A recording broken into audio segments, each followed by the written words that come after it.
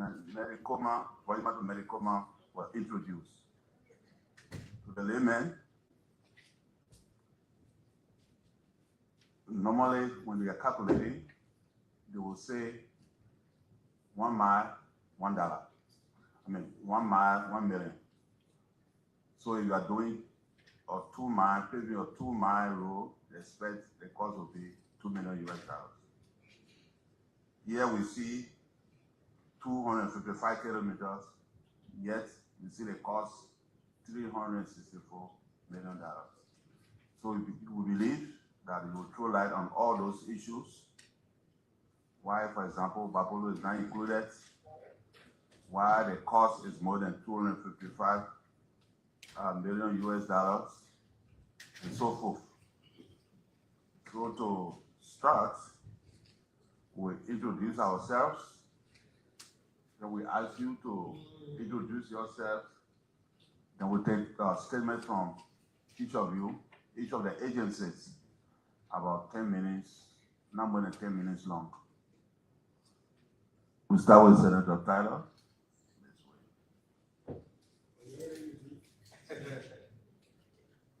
Katala, Bomi County.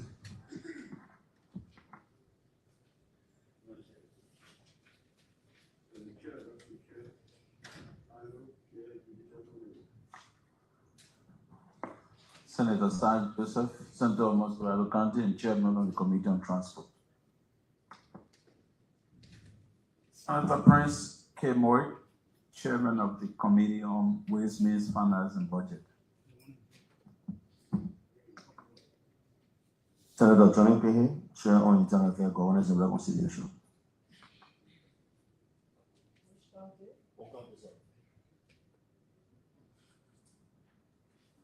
Senator Boto Kane, Apollo County, member of this committee. Senator Numinati Ishbatekwa, I chair the Committee on Concession Investment and member of the Joint Committee. I represent Green Crew.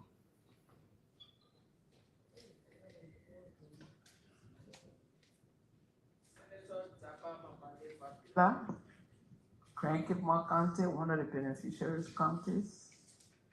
And of course, that's why I'm here. Thank you. Senator Jivon Smith from River Says. Senator Emmanuel Nukwe from IGB County, and for the purpose of this hearing, I am a member of the Judiciary Committee. Senator Edwin Snow, Omi County, and I am the Vice Chair of the Committee on Public Works.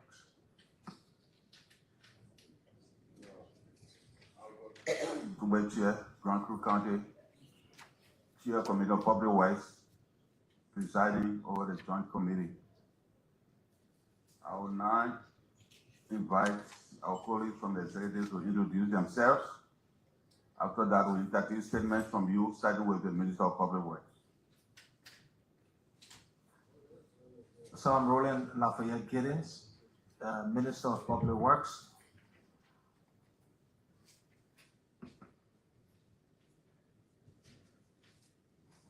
I'm Salif Ara Tyler, Minister of Transport.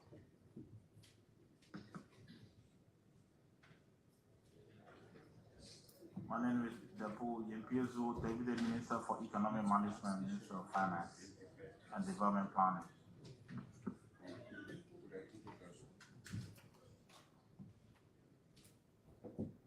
My name is Prince DC Tamba. I'm the Deputy Minister for Technical Services, Ministry of Public Works. I'm Jeff Liebel, Chairman of the National Investment Commission. Councilor Charles D.F. Kamole Sutton, Deputy Minister for Economic Affairs and Minister of Justice. I'm Roger Scott Johnson, the Executive Director of the Public Procurement and Concession Commission.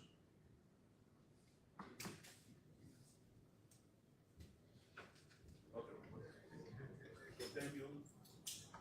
Mr. Minister of Public Works, please make your presentation.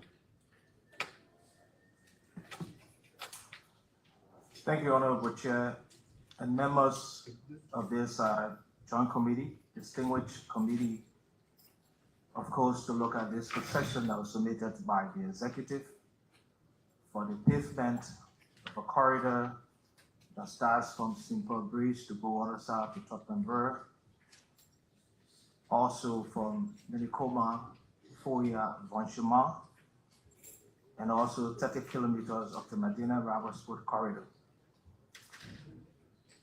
I appreciate the opportunity, Honorable Chair and members, to present to you this proposed public-private partnership concession for the design, finance, construction, and operation and maintenance of 255 kilometers of primary roads across Liberia, Western and Northern region. This concession represents a shift towards sustainable road access management, a blending of private sector efficiency with public sector oversight in line with the REST agenda, infrastructure pillar, and the National Road Fund law.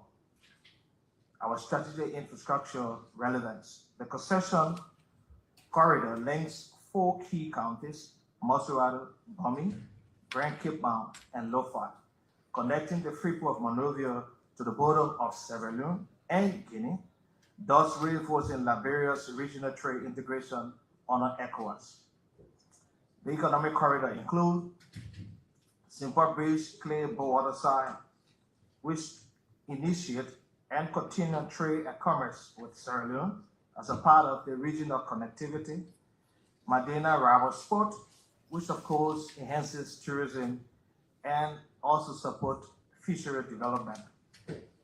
Vonchima, Kolahon, Minikoma, of course Foya, enhance agricultural transportation and trade with Guinea and Sierra Leone. These corridors are essential and support regional integration, growth, create market access, agro-logistics, and of course post-harvest losses, and cross-border connectivity. The project scope and design standards, the total length of 255 kilometers, 38 kilometer dual carriageway that will be towed from Simple Bridge to Clay, 217 kilometer single carriageway, of course with modification up to the border. The future, there will be single, there will be dual lane carriages, 4 drainage system, street lighting, signages, rest stops, and of course a climate resilient pavement. Safety, we're also going to institute weight bridge barriers and of course traffic management system. The design ensures that this corridor remains functional year round and durable for at least 25 years with overlay at 10 and 20 years. Implementation institutional structure. This project follows a design, final, build, operate, and maintain, which is DFBOM, model under the high-B annuity arrangement. That is 60% EPC plus 40% BOT, and the government will be responsible for 40% financing. Balancing engineering, of course, and our procurement. This is going to be a build, operate, and maintain, and later on transfer to the government of Liberia. Key institutions. The Ministry of Public Works will be executing and regulating agency for this project. Pelifort, which is the concessionaire, will be responsible for financing, construction, operation, and maintenance. We also instituted traffic counts to be able to support this investment, and that will be spoken about by the Ministry of Transport. We're also going to institute toll system on this corridor, and a discussion about revenue sharing concept will also be discussed further by the Ministry of Transport and the Ministry of Public Works. But just a summary, 75% of this out of the toll revenue will go to the concessionaire, 15% to the road fund to be used again as part of financing our road funds, resource mobilization domestically, and 10% will be used for operational and maintenance of the corridor. The total, which will be 24 years, the total proceed of about 323 million. It's just clear that 15 million will be the annual generation from that. This will just be discussed further when going into details with this conversation.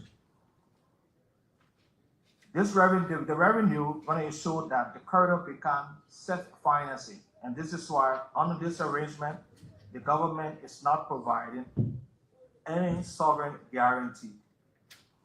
Key due diligence for this. The MPW in June instituted a due diligence on Pepperford.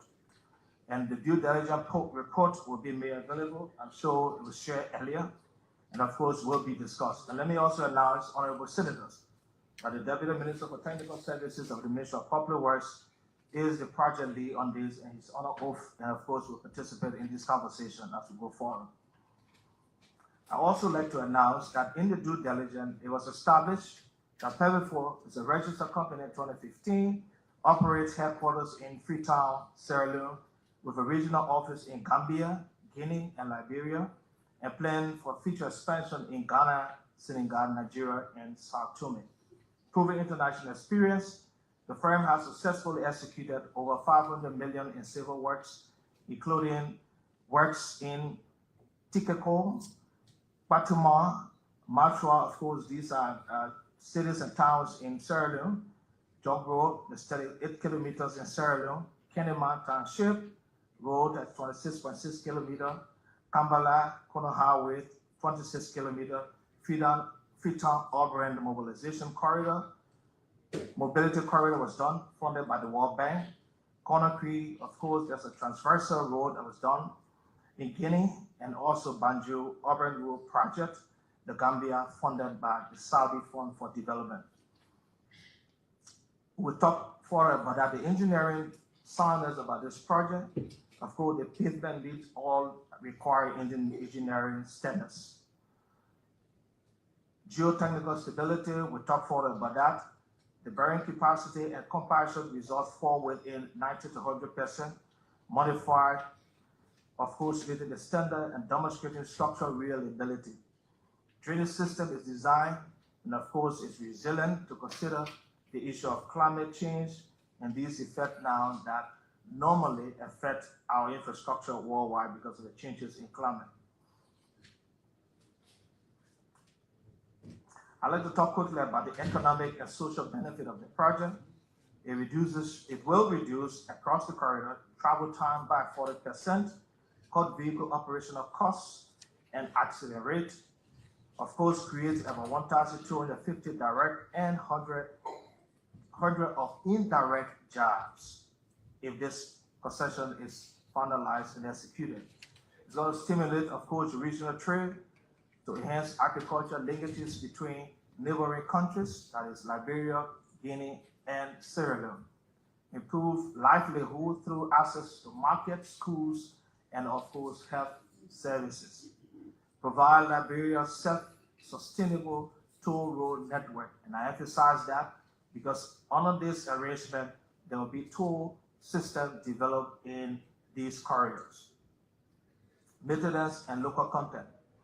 Of course, according to the concession, there will be two major overlays within the concession period. The first one within the first 10 years, and the second one within the second 20 years. By 2041, the first overlay will be done, and by 2049, the second. There will be training and local empowerment. We have established 10 trainings per district and 250 skilled technicians nationwide over the project. On-the-job and overseas training will also be instituted to ensure that Liberians, engineers are technically ready to work within the corridor of this project. This approach will ensure that Liberia's roads, that particular corridor, those corridors, remain functional and self-maintained even after the concession period. Fiscal and governance safeguards. We're using, of course, a hybrid system, and that is why the domestic resource mobilization, the road fund, will be used as a guarantee for paying out some of what is required. The government 40%, which is 145 million over the life of the project. The project, if executed within time and the resources, should be done within 5 years. We'll also have independent engineers working with the Ministry of Public Works to audit the performance of the project and to ensure that disbursement is done in line with work complete. Revenue flow will be audited through the National Road Fund, where resources that are generated out of the toll system, 15% will go to the road fund. We ensure, of course, fiscal discipline to build confidence in the PPP framework, which is being instituted. As we are aware, the government is currently moving towards developing, of course, and endorsing a PPP policy, which we believe at the Ministry of Public Works will have to attract private financing into the road sector. Over the last 18 years, 20 years plus, I would say, all of the investment in our road sector have been multilateral and bilateral. It makes sense to begin looking into the private sector. And this project is the first of its kind. To conclude, Honorable Chair and distinguished senators, this PPP concession is a strategic solution to Liberia's infrastructure deficit, especially in roads, a model that combines private sector efficiency and public oversight. It will deliver, and it shows that quality and resilient road infrastructure.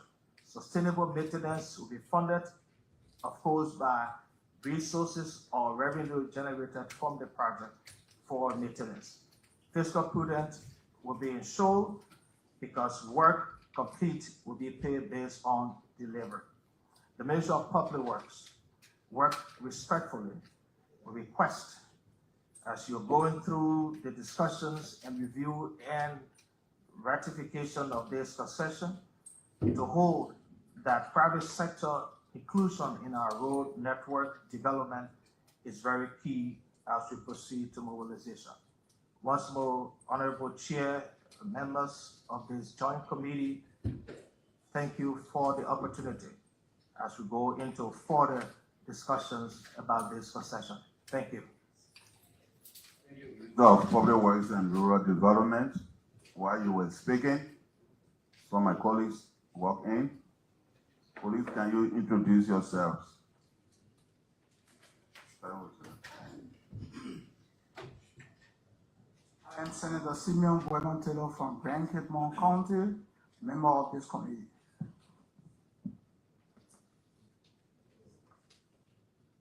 I'm Abraham Dallas Dillon. I represent Monterrey County, chair the Committee on Foreign Affairs. I'm a member of the Judiciary Committee and this joint committee. I'm Bill T. Tuowe of Riverside County, member of this committee.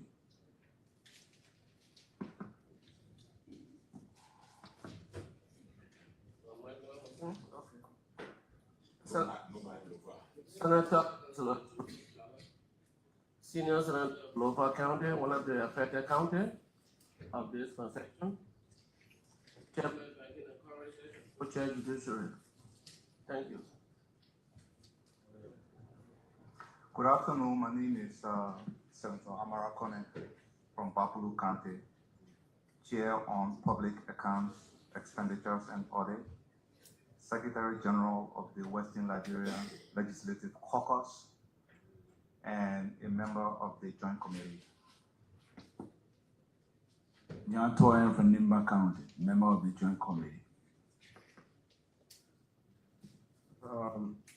Francis said Dopo II, Chairman on Post and Telecommunications, member of the Waste, Means and Finance Committee, member of the Public Works Committee, member of the Transport Committee, all part of the Joint Committee.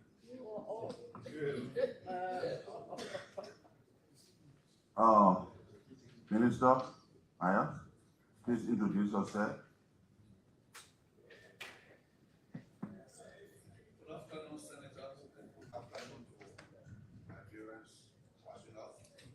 Anthony Myers, Deputy Minister for Fiscal Affairs and Acting Minister of the Ministry of Finance and Development Planning. And I'd like to apologize for my late arrival due to the lack of function I introduced.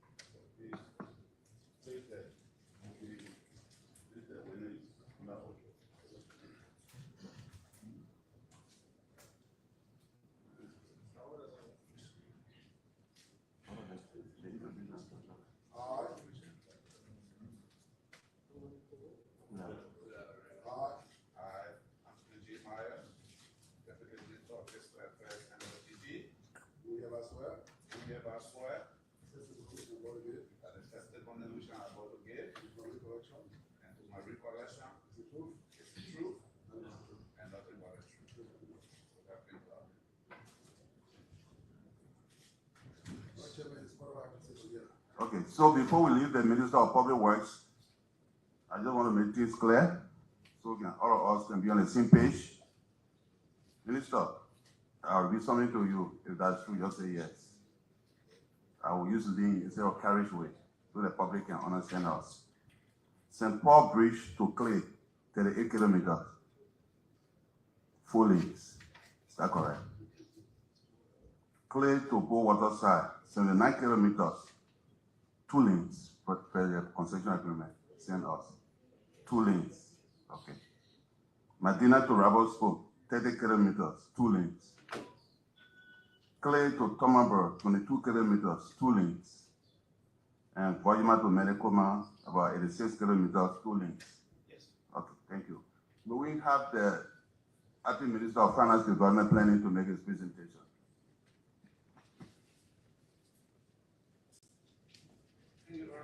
Honorable Chair, Mr. Chair, order please. My order is to ask if the acting minister brought anything scripted that he's about to read or submit. Because the Minister of Public Works, this is a hearing, it's a financing agreement. We shouldn't be taking oral statements. If the Minister of Finance has anything scripted.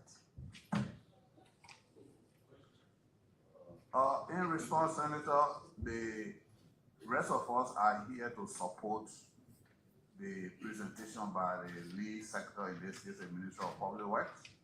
So most of what he presented already contains our collective contribution. So everything we say here will be in support and not in contradiction to anything that he has said. On that note, I will suggest that the lead person here today be the Minister of Public Works, and if he wants support, then the other speak. Instead of them making statements orally, say they are supporting the Minister of Public Works and his office.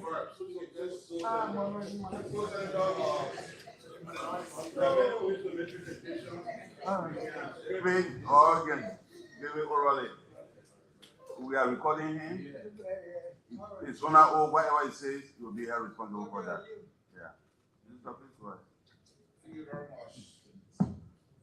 So in addition to the Minister of Public Works comments, we, as contained in the agreement, our participation was meant to ensure that on the financing side, both the inflow, which is the cash outlay or the expenditure for the project, as well as the expected revenue, were consistent with the best interest of Liberia financial balances. So the minister made reference to the road fund. The direct cash injection from the road fund will be about 46 million in the first 3 years. And in return for that, there's going to be a payout into the road fund amounting to 54 million over the life of the project. So that represents 8 million returns on the investment from the road fund. And the rest of the amount that government should contribute comes from other sources. What did you say? 46 million. And please allow me to refer to the financing agreement for reference. So out of the road fund, we are contributing 46 million in the first 3 years of the project, the active construction period. And for the rest of the amount, the total amount of government financing, which is, the total is around, let me find my notes, please. I want to be sure. I want to find a specific. 40% of this is the. Yeah, so total government outlay is 146 million, of which 46 million will come from the road fund.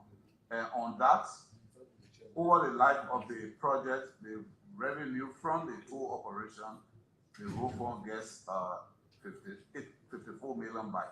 The remaining 100 million will be funded by government from other sources other than the road fund. And this could include central government budget, it could include funds from other sources, including grants, loans, and etc. And then, so this means that there is flexibility about government funding to the project. And we ensure that this should be because we didn't want the road fund to be more or less locked into this project. And then there will be legal implications in the event where there are difficulties in implementing the project. Because a road fund has nationwide applications, it should affect across the country, so we couldn't lock it into one specific project in one region. And then, in addition, the Ministry of Finance is also the Ministry of Finance and Development Planning. So we look at the long-term economic growth of the country and what will be the returns on this project. And looking at the Medicoma in particular, starting from there, we realized that our external exit points, there are about 5 key areas which are significant custom and trade entry points into the country. In the southwest, we have Bo-Waterside. In the southeast, we have Kavala. In the east, we have Logwatu and Tostown. And in the north central area, we have Ganto. We all know that in recent years, there have been significant improvement in the roads leading from these various points. Apart from Mendikoma, which is in the northwest. And that's the only border post that serves 2 countries at once. So including Mendikoma, fundamental of Mendikoma in the project were considered against a backdrop of expected economic activities, both in Liberia as well as in the adjacent areas of Sierra Leone and Guinea. So in short, the Ministry of Finance and Development Planning consider both the financial aspect of the project, that is financially feasible, is manageable in the long-term scope of our expected revenue and other cash flows, as well as the economic viability of the project in the long run, especially in the context that this project will eventually pay for itself. So in that context, honorable senators, we want to say that the Ministry of Finance supports the Ministry of Public Works in the concession agreement, which is essentially a PPP agreement. So can we put it? Another thing, you said that project will pay for itself 100%. Yes, over the life of the project, they will say when we will get all the money back directly, the cash. What do you mean? Yes, through the 2 operations.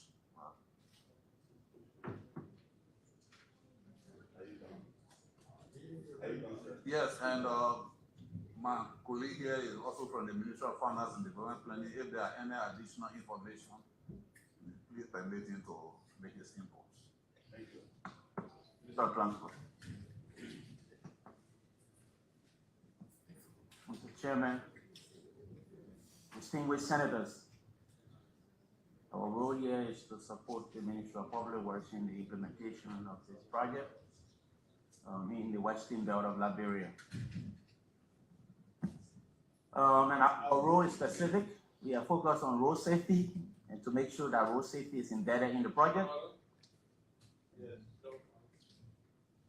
You listed the roads, you listed roads in Lofa, but you say he's protecting the Western Belt. I want to know if exclusive the one in Lofa. Honorable Senator, I apologize. I did not say I'm protecting the road. I support the Ministry of Public Works in the implementation of this project by supporting the President agenda, the rest for the roads in the west and also the roads in the Menikama to the Lofa Menikama road. For us, we look at road safety measures and make sure that it's embedded in the project, which we did. We look at axle load control on the road because the heavier the trucks on the road or the heavier the vehicles on the road deteriorate the road.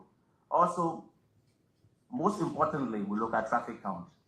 And traffic count is one of the main decisions that make the road viable. So we have done traffic count from the Bow Waterside area as far as St. Paul Bridge, and we did traffic count on the lower side of the project. And in that traffic count, we ensure that there is inelasticity of traffic volumes on the road. What that means is, usually when you put a toll somewhere, people have the trend of not using that road because there's a toll there they have to pay, and that will be the inelasticity of the traffic volume. So, and when that happens, that means you can collect the toll necessary. So we're trying to avoid elasticity and ensure inelasticity. What elasticity is you have a toll, and because of the toll, you get less traffic volume and you don't collect on the toll. You don't collect fees on the toll. But we ensure that it's elasticity so you can collect. Primarily, we have to do with the project call for 3 tolls. Initially, that will be the TNE area, that will be Clay, and that will be at St. Paul Bridge. Also, we are developing a national toll policy to govern the administration of the toll booths on the road. And so from the Transport Ministry side, that's our support to the project. But all in all, the Ministry of Transport do support the Ministry of Public Works in ensuring that this project comes to a successful completion and implementation. I will sit back and take further questions if need be. Thank you. Chairman, National Investment Commission.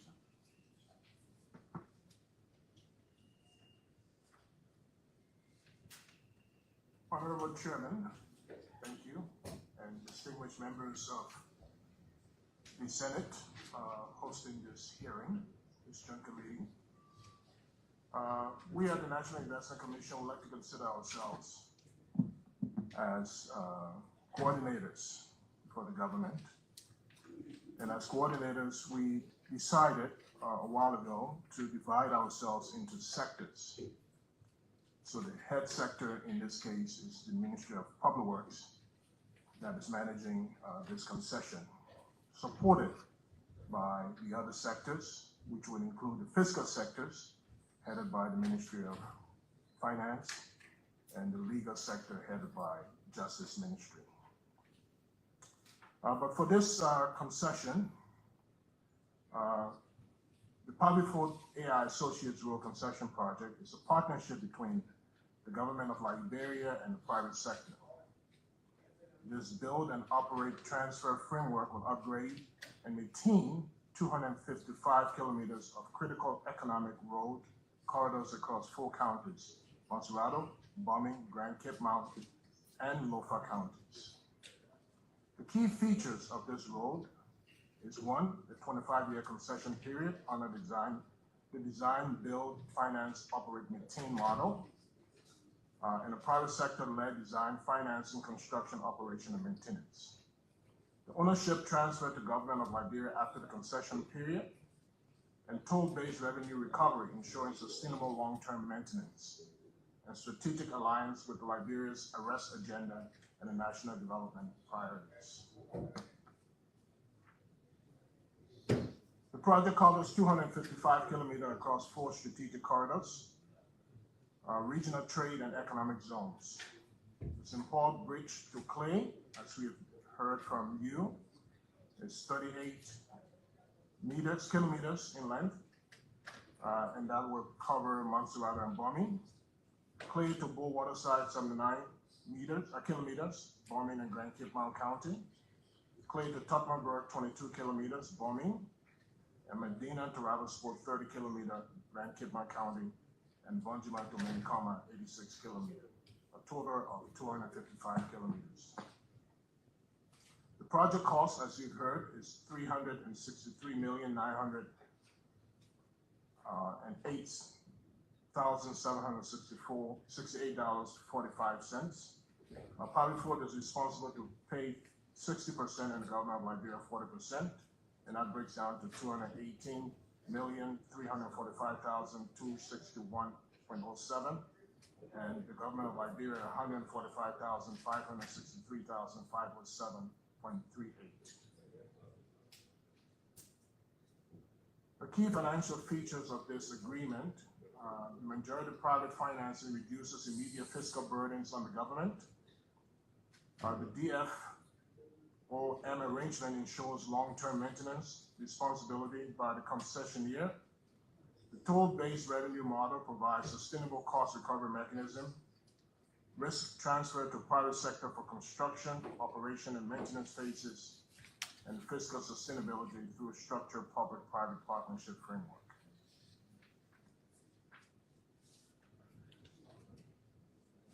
Improved road infrastructure will unlock economic growth by reducing costs and travel time.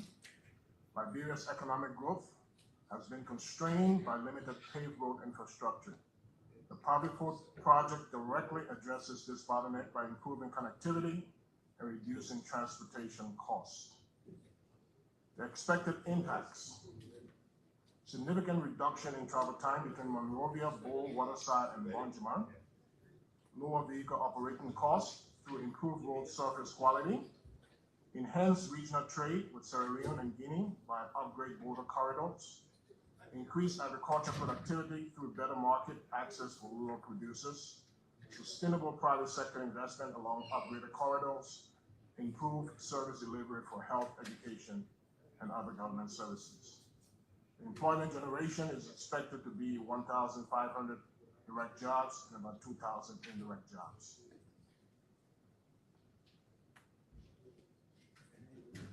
The concession mandates that at least 70% of the workforce by Liberian nationals, ensuring direct employment opportunities and skills improvements. Comprehensive technical training program for engineering, toll operation, and road maintenance. Skills transfer to local technicians and engineers for long-term sustainability and career development pathways in infrastructure management and engineering. 25%, at least 25% minimum subcontracting to local civil and road work firms. Procurement priorities, sourcing of cement, gravel, sand, and fuel from Liberian suppliers. Services contracts, Liberian firms provide tailoring, logistics, and cleaning services.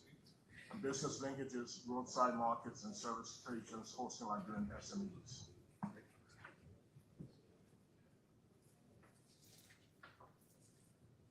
The strategic outcomes for this project: reduced freight transfer times between Liberia and Sierra Leone, boosted cross-border commerce with Sierra Leone and Guinea, enhanced logistic competitiveness for Liberian businesses, increased foreign direct investment attracted by improved connectivity.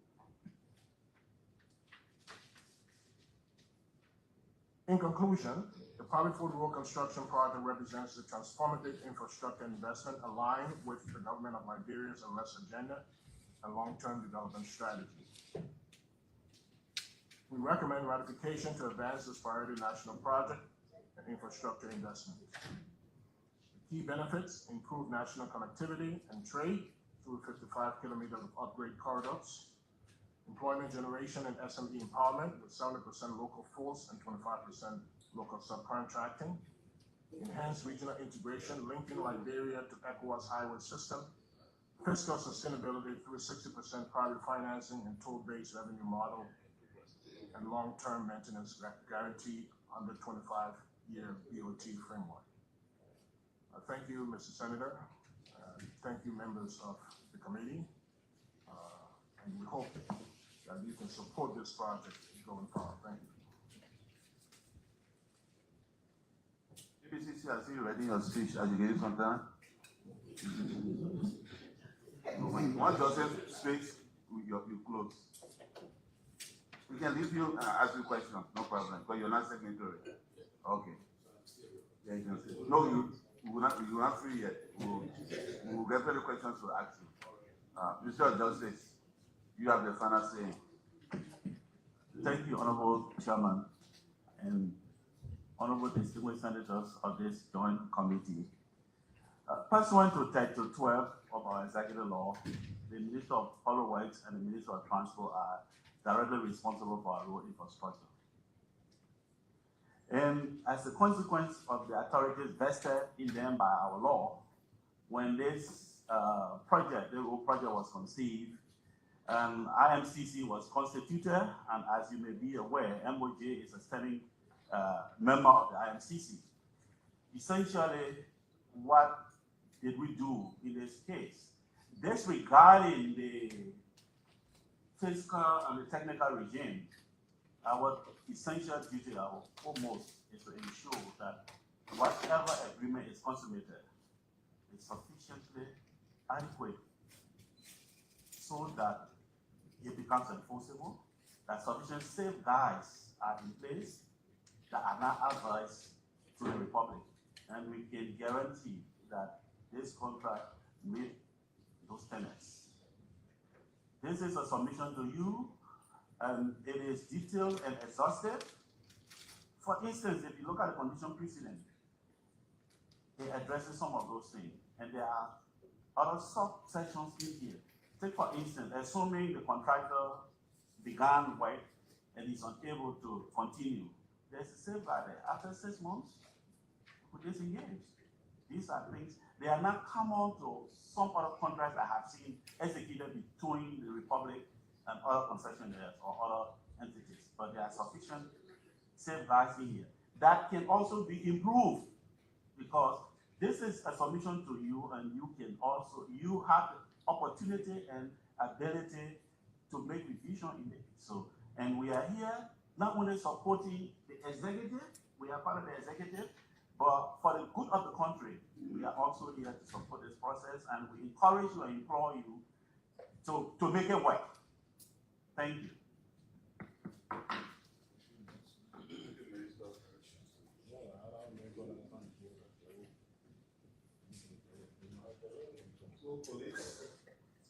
The way we will proceed, we have many senators here. So the opportunities to one question per senator. To start, we're gonna go around. Please, one question per senator to start. We will go that way. I will start with the way the presentations went. I will first call the Committee on Public Works to ask one question, followed by Ways, Means and Finance Committee, then PAC, Committee on Transport, Committee on Concessions, Committee on Judiciary, then we'll continue. Since I'm presiding, I will bring my co-chair the opportunity to ask questions, and also can ask one question. You are the Committee on Public Works. But the formula you're using today, confusing or? Okay. Please ask your one question, then we'll move ahead. I prefer, I do it. Okay, Ways and Means. Senator Boy. Yeah. Thank you, Mr. President, presiding this joint committee. Chairman, how we proceed this way? When you get called for order, we are calling for interrupting. Yeah,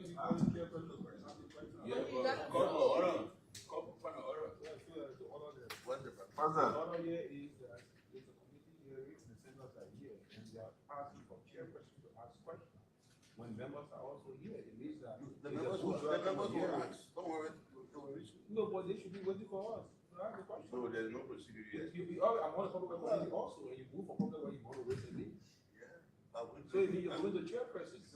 We by committee chair first, you go around. Don't worry, you ask your question. You have the opportunity to ask your question. Thank you. Thank you. Since we are. Senator, do you have any procedure ready? We go to the committee, we are here, senators. You can ask on the chair, you ask questions. I'm on the public committee. Yes. And you use your question to Snow, and on that committee, and you move on the committee and on the ways and means. Yes, I'll come back to you. Don't worry. I'll come back to you. In or other committee. Okay, so I think our placement on this joint committee was quite strategic to ensure that the value of money is realized under this concession. So I will begin with the IT Minister. IT Minister of Finance and Development Planning. Mr. Minister, what's the total value of this project?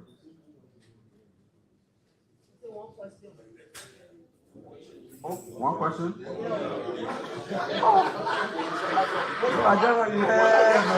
Mr. Chairman. Mr. Chairman. Mr. Chairman. Somewhere, man. Mr. Chairman. Order, Mr. Chairman. Mr. Chairman, order. Mr. Chairman, I have a suggestion. Mr. Chairman, Chairman, I have a suggestion. Can I make a suggestion?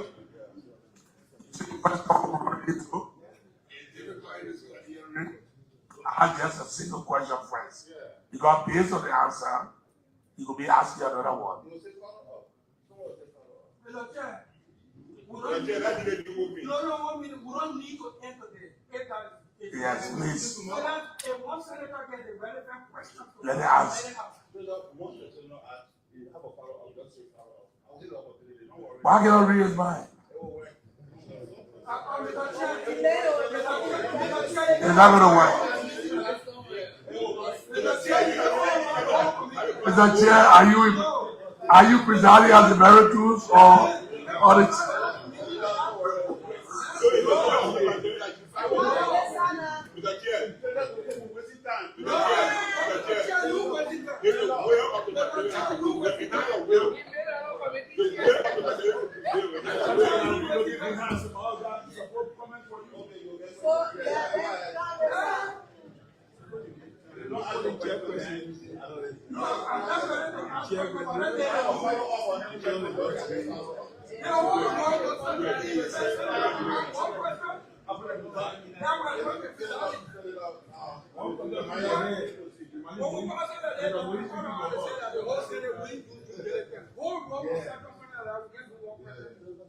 Speaking to your head. We were elected individually here. And look, I'm going to speak for me here. But get it clear. What is that? Okay, our Senator,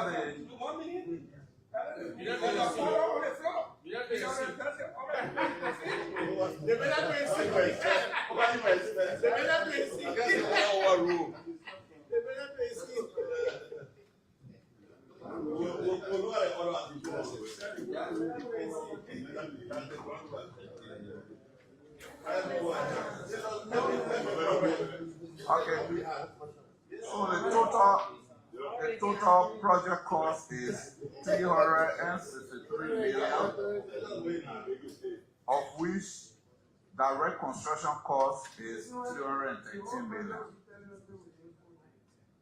Then there are other overheads and other costs in between.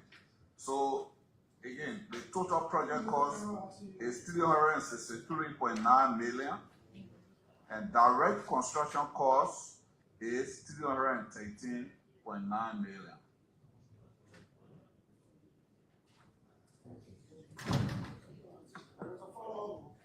Okay, let me get a follow-up.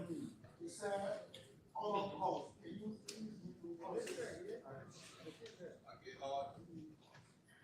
We have here design costs. Then we have contingency of 10. Design cost is 3.9 million. Contingency is 10% of the total cost. That's around 31.7 million. And then construction supervision cost is 6.3 million. Then resettlement action plan, 4.7 million. And then project management by the Ministry of Public Works, that's amount of 1% of the difference between construction and design costs. Whatever is the difference, 1% of that is MPW management costs, project management costs. That's 3.1 million. Yeah. Yeah, they're running up, but there are other.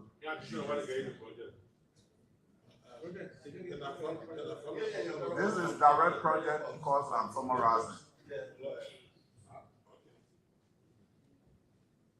Again, I'm Senator Jiffin Smith. On a cost issue, the company that's taking this contract,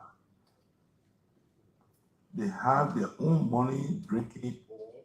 The money that you will give them will be the startup. We give it, according to the financing model, they provide 60%. They have to provide 60% of the total 363 million. And that, according to the financing model, will be raised through shareholder loans because they are a corporation.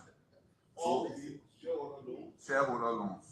Over all 60% of their funding. What? Shareholder loans in the sense that they will raise other sources of financing, but that will be competed against either current or official shares or dividends of the shareholder. I'll follow up again, my chair. Have they practiced or worked any part of this work, or this is the first experiment in Liberia? I will pass that on to MPJ because they did the due diligence with respect to their work history. So when I was doing my presentation, we also emphasized this company has worked in Sierra Leone, Conakry, Guinea, the Gambia, and I also what is the base of the company? And I also listed projects that they have executed or are executing. It's in the presentation that I. What is the base of the company? See that? The base. Sierra Leone company. Sierra Leone company? Yes. Sierra Leone company. Yes. Sierra Leone company. Yes.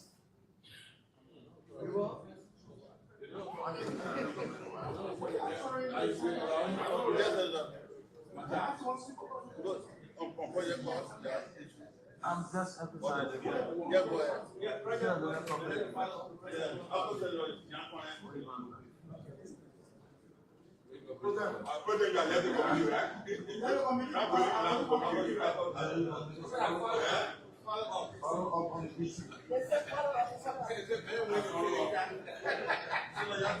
I don't know whether my question would be really related to project cost. Yeah, but that's it. No, it's there. Mr. Minister, the total cost of this project is $363 million. Our share of 40% will be 145 million. I just want to know before I ask my question, my follow-up question, how long the construction of this corridor will take? How many years? 5 years. 5 years. So,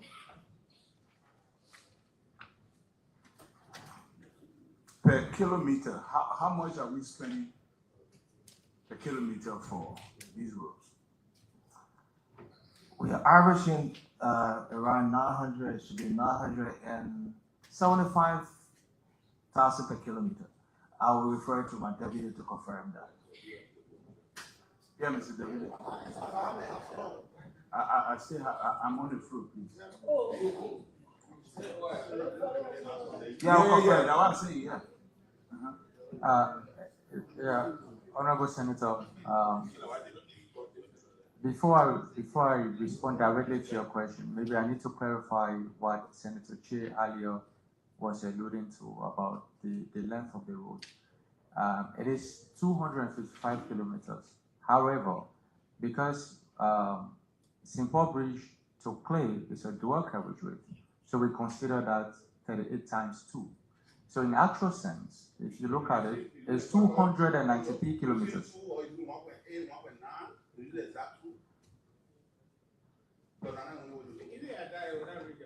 Well, at 363 million, if you directly go by saying it's 255 kilometers, then it's not what you talk about that the common people think is 1 million per kilometers. Because from St. Paul Bridge to Clay, it's a dual carriageway. It's 4 lanes. So it's 2 lanes on one side and 2 lanes on the other side. So you multiply that by 2. So in actual sense, this project is 293 kilometers if you add the additional 38 kilometers, which is times 2. Yes. So if you do the math on that, we're averaging about 1.2 million per kilometer. If that is the case, I would have thought that would be reflected in the project document, because as it stands, when I do my math, we are averaging $1.4 million, because I would just take the buffet. I'm not an engineer, forgive my naivety, but that is the raw figure that I would be using. But be that as it may, on my last question on funding goes to the Public Works Minister and the Minister of Finance. We are averaging, correct me if I'm wrong, between $35 to $40 million for the road fund. If we are to use the figure that you gave us, is there a possibility, instead of going to debt, for us to mobilize resources domestically, which will constitute around $72 million a year, to do this project of our own and even put a toll on it and raise this money by ourselves or find an extended partner, if I may? Well, again, we are in an arrangement as a public-private partnership, and that's what the executive has proposed. And this is how we will proceed on some of the projects that are not funded by donor partners. The government by itself will not have the capacity to domestically raise all of the resources, but we should. And that's why I emphasize the road fund. The road fund can be structured, and we are working on that structuring and enhancing the performance of the road funds, so that the road fund is able to generate up to 60, 70, 80 million possible annually. And certain portion of that will ring-fence. If you look at the model, it's suggesting that 45 million will come out of the road fund over the period. But if we're able to enhance the functionality of the road fund could do more than 45 million over the life of the project. So if you look at the model by 2026, we should be paying 10 million from the road fund. But the road fund has the potential next year to do more than that. We could pay more than that out of the road fund. And I emphasized that in the Minister of Finance spoke about that the good thing about this project is that the government is not providing sovereign guarantee. So the government could contract its own debt to find the additional 100 million, or the government could increase its domestic resource mobilization. That is, instead of just 45 million from the road fund, the government could increase the road fund potential to raise maybe over the next 5 years, 100 million. It's very possible. And that's why I'm one of those who push for us to make sure the road fund is functioning properly in terms of transparency and accountability.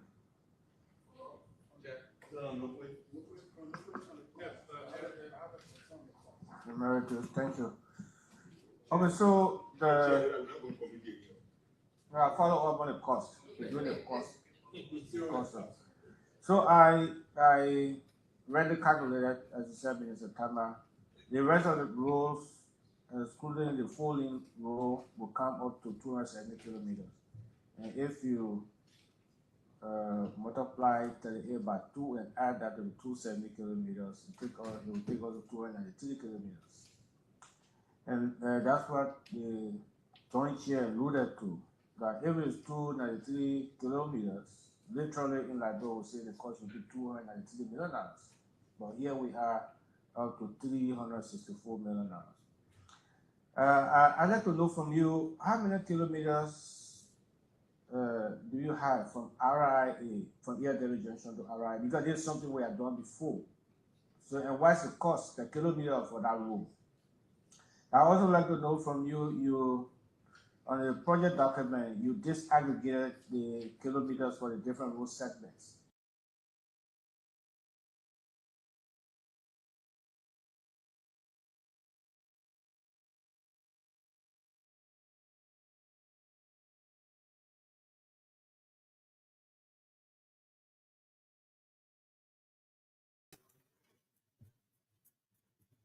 Hey, you guys. Hello. Good evening, good morning, good afternoon.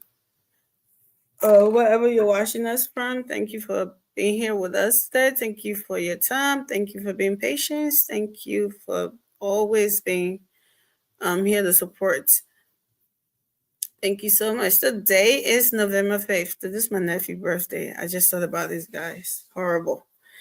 And I was supposed to bring his pictures to shout him out. But anyways, still got a whole week. I can still do that. That was my baby. I read him. So yeah, he'll be like, what? She forgot my birthday. But anyways, happy birthday, Stefan. Love you. Yeah, thank you for coming, you guys. Let me see. George is not gonna start this show today. Let me bring him on. What are you listening to? Something's playing Nothing much. in the back. Oh, that's television. Let me just put it off. Yeah, guys. So thank you for being here. We appreciate you. The place is dark now.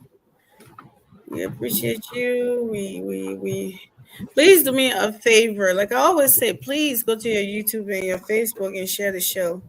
Share it, subscribe, follow, comment, like. Please do all. It's free. You're not paying for it. So just take your finger like that and go like this. And that's all you have to do. And then you come back here. Let's talk Liberia, or let's talk, something else. Who knows? Yep. It's late. I don't know. Guys, sorry. I apologize. I've been so caught up lately. I will get back to it. Single mama job. I'm new to it. Bear with me. I will get the hang of it. But yeah, I'm still trying to get a hang of it, right? So bear with me, y'all. Pray for me also, right? You can, instead of you judging me, you can pray for me. That I would be super at it, and that the good old Lord will give me all the strength to deal with it. I know I will. Thank you so much. So George, go ahead. To the people. Oh, thank you very much for joining us. It's a pleasant day to be here. Thank you to our listeners. And look, like Evan said from the beginning, please share the show. We want to go far and wide because we want people to hear us so that they can comment, we can read their comments and learn from them, as well as they learn one or two things from us as well. So it's a wonderful time to be here. One of my presidents here, he used to say, it's a wonderful time to be alive. And yeah, I want to borrow that phrase from him to say it's a wonderful time to be alive. Who said that? One of our presidents here called Tony Abbott. He says it's a wonderful time to be alive. So it's great to be here. And when I say wonderful time to be alive, they say bread don't pray for long fellows, right? As long as it's living, the fellows will grow. And then we'll bring it to our politics. Bread don't pray for long fellows. The bread for long life. Once they are living, the fellows will grow. I'm like, he's talking or he's singing. I know, right? He speaks for Leo. Yeah, that's what it is. If before 2000, if we had passed away to 2023, we wouldn't have seen what we are seeing today.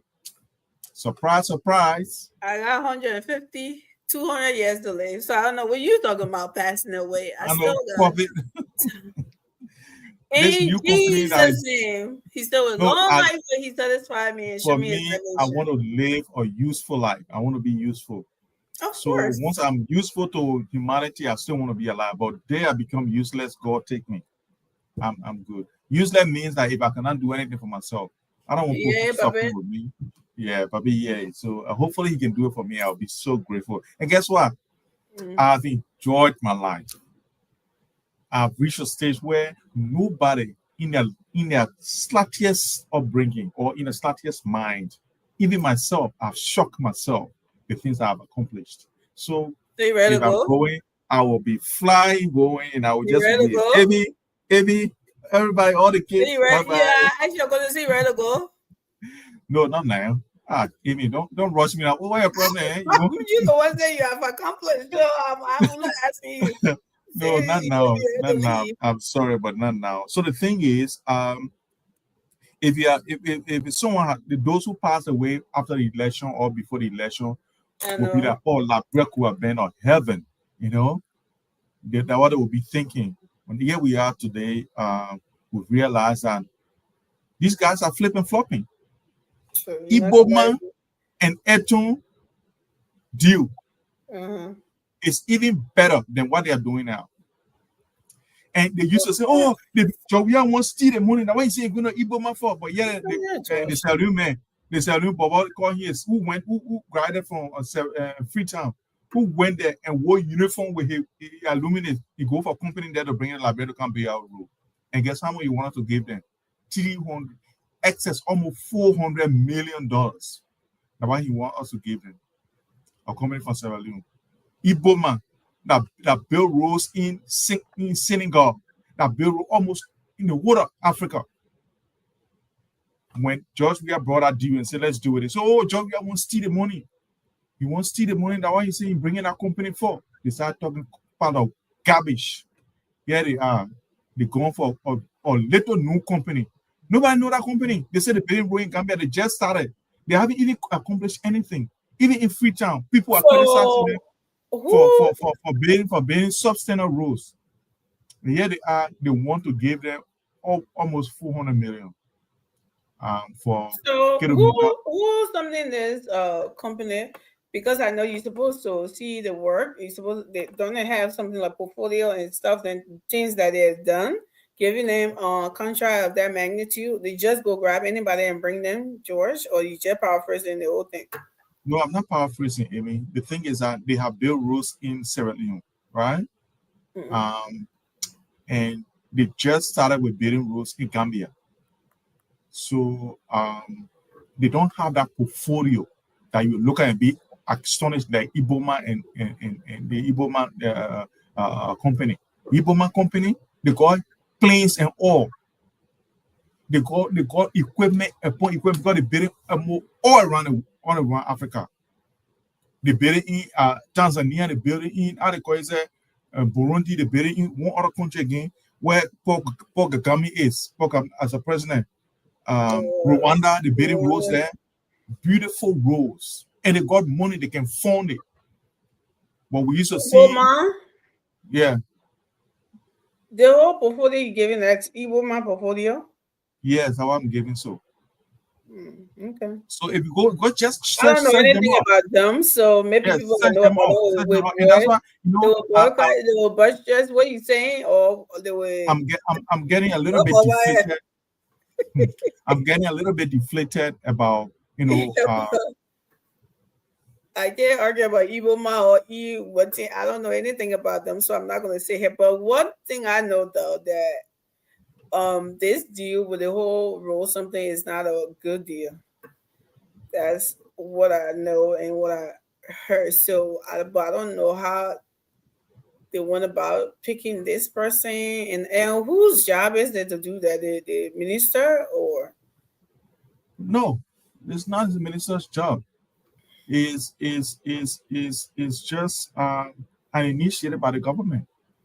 So it's like even though the legislature you see saying that. Part of the government.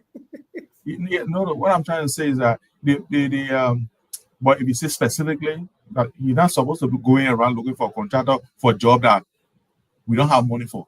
You know what I mean? So what happens is that every year he plans his budget. I won't bid it wrong, right? And then he carry it to the government and he carry it to the legislator. They sign it or they say no, we can't build that road because we get money or do that his job there. And then look at the implementation of all the projects that are on him for him to do. That's his job. But for this one, it's a forecast. So it's like what guys arrest agenda that has the road inside. That's the road component of it they want to implement, and that can only be implemented by building the roads. So now they have gone whether it was any legislator and say, "Oh my man, I got a company selling all." Which is a good thing. Yeah, just who doing it? Who you want? because we want a quality, right? So Yeah, there's we nothing quality wrong good. with that part of the agenda. If you can achieve everything in the agenda, there's nothing wrong with it. But you should No, bring and, the profession, the I'm not going. professionals to do it. I'm not going to criticize the deal. I'm not going to criticize because I'm getting deflated about writing on Facebook, and making all these because no one listens. They will still do what they want to do anyway. Like even Fatima will be she will be confirmed. Even if you say anything you want to say, even though she can't define government, they will still put out there. When she even lie on TV that she got how they call it minor. You can be doing a master's and get minor in masters. Master is concentration on something. You can do master. I mean, you can do a major and minor. Where in Freetown or in where? Yeah, maybe if I was from Freetown, I'll tell you that, but I'm from Marshall Yeah, Territory. no, So maybe that's not true. So maybe in Marshall Territory, you can do major and minor, right? No, What you are can't you do it. talking about? No, you can do a master degree program. Let me tell you, Amy, it's simple. Oh, master, Yeah, in masters you can do it. You can do minors on it. Major Master is a and concentration. minor, not in master. When you're doing a bachelor degree, you can do major and minor. But when you're doing your master degree is a concentration on one thing, right? You got to master it, right? So you got to say either in development or in HR or in international relations, RR, right? So those are the things you can do. You cannot say in master again and get minor. They didn't get minor in no master. So I don't know what she got her own from, but it is what it is. It's Liberia. She's going to be confirmed anyway because she says she's Waka's daughter. So that's what it is. What is the point though? Fatima is qualified to do whatever job. What made her qualify when she cannot? When she get Amy. No, listen. When she cannot be truthful on scrutiny, Amy. For the fact, I'm not against her or I'm not against anyone, but if you cannot be truthful about what you know and what you don't know, you're not qualified to do anything. So what was she being untruthful about? Honesty is the beginning of hiring anyone. That person, the first thing you gotta do when it's putting CV, what we can call people for to ask a question on their CV, that person gotta be honest on their CV first. That's the beginning of hiring them. The honest on the CV say, yes, I did this, and it's true. Then you bring it in, then you ask them questions on the CV. They answer it. They are being truthful, and you call the people, they check, they say, yeah. That what people can call for because they're looking for honesty. They want to look for people who are honest to themselves and honest to the organization they're going to serve, that they have the skills. You can have all the skills, but if you're not honest, there's no way anybody's going to hire you. So that's it. So she wasn't honest. If I am anyone in the legislature, we will not confirm her. Only because she's not honest. She can be the most qualified person. She can be the most qualified person in Liberia. She can be the most qualified person in Liberia. If she's not honest, we're not taking her on board. Because only honesty. She was dishonest. Oh, I thought she maybe you haven't listened to her and you haven't looked at what happened. But it was just a sidetrack. I don't have time for her. I'm not going to chase after her. Yeah, you're not gonna. Yeah, I'm not going to. That's fine. I just want to say that anything these people want to do, they will do it. It's Waka's turn, so he will do whatever he wants to do. So I'm sure that this always happen. I don't know why we should say always happen. We should still continue what always happen. I don't think that we should. Yeah, and also I don't think that every noise in the market is worth listening to them because some people are doing it for, they are honestly doing it for, good criticism. And some people like for Liberia now, you just don't know who is honest. Everybody wants to do it because they are something for somebody, or when they get hurt, they have a little misunderstanding, then they turn and want to get that person, and then they acting like they're speaking for the country or the people when that is not the case. So Liberia today, so it's just good for, they should be honest with what the thing is, right? And something, but today to see people, and you see people on Facebook and channel platform like these, a lot of people take it to be for the propaganda part to it. Like, let's say I knew somebody in the government, they were doing something for, now they're not picking up my phone and now, man, come here.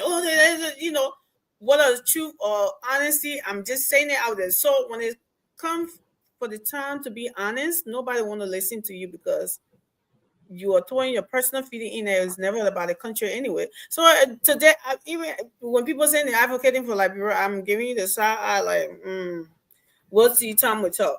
That's how I am now. Because so it's left for the government to really just make sure whatever you're doing is a good thing. Because if you like to say now, Lord, something what from the night here to never, if you mind the noise in the market, you're not bad, right?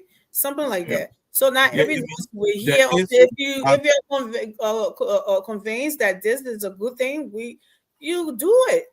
But certain things, when people say it's not good, you got to look in it first and make sure that you really see that it's not good or it's good, and it's just being noise out there. But don't just say, "Oh, I just noise," and just go ahead and do it. And then sometimes it turned out to be good, but since we don't know the honesty in people down today, you can't just wave it. You have to test it and see whether they're saying it's true or something Look, really Amy, is wrong I with it. think some of us that criticize, we gave the reason why we criticize those things or whatever it is that is happening. So always, I want people, even those in power, should listen to the reason why people criticize. The criticism is there. They say you're bad. Why you bad? They will state the reason why you're bad. And that reason is why you look at it, then you compare it. Is this something that I've done? Honestly to yourself. And that's why I want people in government are honest. That's why I don't want Fatima there. Because then you will look at it and be honest with yourself. If Fatima let us stay here, when Fatima begins studying your target, you want to tell me how to talk again, Mama? Yeah, but you say, I don't want Fatima there. Fatima doing it bad to you. Leave that lady alone, man. No, Amy, that's the reason why I don't want this lady there, because we want people honest. Like, so Amy, like for me, I'm honest to myself. Oh, if even you myself had an argument, I will argue it with everything I have. But when I go back, I'll say the thing Amy was saying, did it really deserve, my response? Did I do well? You know what I mean? Did I respond appropriately, or was she wrong? I would do other analysis, and then I would know within myself. I know my own weaknesses, right? So I know. So, but for people like that who will not be honest with themselves and create an atmosphere as if they can do anything they want with our resources. We are paying the taxes, Amy. Mm-hmm. Yeah, because the fact that they can send down there, government can take 10 cents from it. Trust me. Because all the money is sent down there, they can go buy something from the store or from the shop or from the market woman. Even when they buy from the market woman according to Green behind the house, that market woman will take that money and go buy something in the store, go buy chicken soup. And taxes are coming from on it. So it's just like that. We are paying these people and they should be accountable to us. And we'll always say that. But look, if you have any topic, let's go to it. My own point of view, and let's get into it. I hope our guys are coming. So I actually forgot today was Wednesday. Say that again. I actually forgot today was Wednesday because Thursday. So sorry, Wednesday. Yeah, it's Thursday to you then. Almost 1:30. I'm supposed to be here. We always supposed.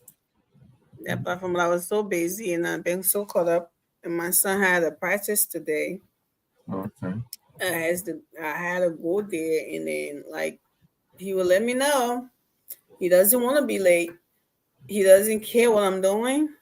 Mommy, come on, you're gonna make me late. Exactly. It's like I'm on I'm on his payroll or something, but yeah. He doesn't want to be embarrassed by being late. You women always late because I can face until I can get late. Boy, won't join you. That's what we something. So I'm beat up. We are going for the marriage. That's the they are moving for them. Look at you see the other dress here. They drive me fat. They are I'm going to a game on the field. I don't have time to do all of that. I put my mommy sweatpants on. That's it. I put my t-shirt and I'm gone. And we going to sit at the dark anyways. He's there knocking mosquito. He ain't got time to come and sit on field and dressed up. But yeah, so it's been rough lately, but I'll be all right. God's willing. Yeah. Pray for me, y'all. Pray for me. We will. We are. Pray for me. But we are praying for you, and we will pray for you. Mm-hmm. It's just what we're gonna do is to pray against hypocrisy in our society, Liberia as a whole. I listened to Mo Ali, and I almost puked. Mo Ali. The guy is saying, "Oh, because it's a Sierra Leone company." Now, what they say, the student now in it. So, no, it shouldn't be like that. If it's a Sierra Leone company, if it's good, Yeah. There shouldn't be a problem, but if it has a problem, when the federal got people are brought saying up running stuff about around here it. paying their way, I hope they will go to Sierra Leone too. When people are paying, talking about Sterling, go to Sterling, I beg you. They can do good. Well, they can be honest in our own country that somebody in our country that come in carry them. So, and I'll keep saying it to provoke them, right? They can't even be honest to do the right thing. Like you try to patronize like pyramid, like we always talk about here. They have so many excuses to give you. They will not show up. They'll not. So they have a lot to learn to be able to gain, their own Liberian trust again. Nah, I'm not talking about building a whole road. Yeah, don't get me on that. I hold it. It's not on the bridge because I'm not driving over it. I'm not doing it. But anyways, if this guy, I think they need to do a due diligence. But that's what I thought they would do though before they do something like that. So it's funny that people are talking about it, that he's this, he's that. And it also could be politics. Who knows? Like who's in Sierra Leone calling this guy something else?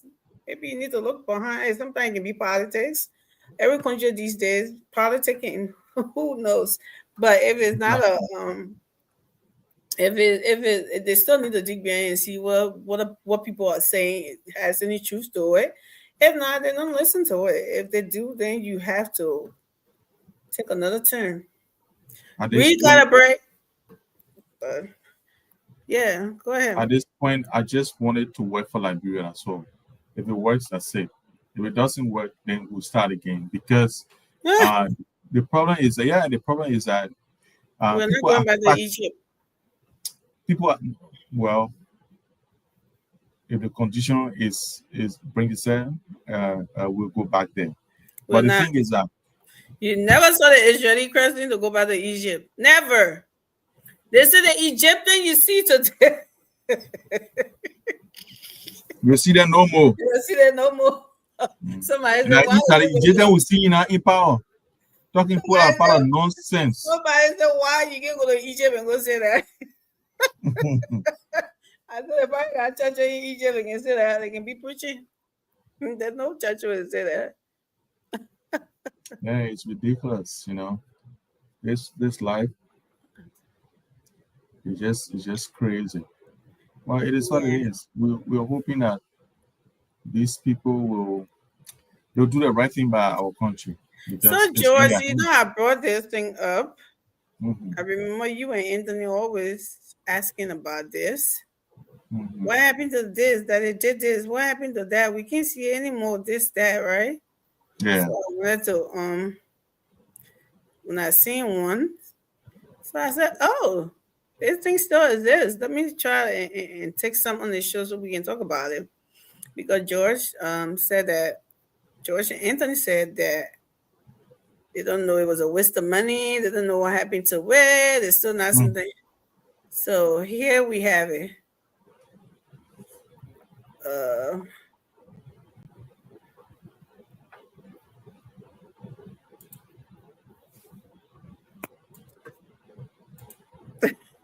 The police booth. Oh yeah. Yeah, you guys said they have broken everything down. There was nothing in Liberia. So the money. It was I was shocked to see it today. So I thought I could bring it on here to. I wish Anthony were here too.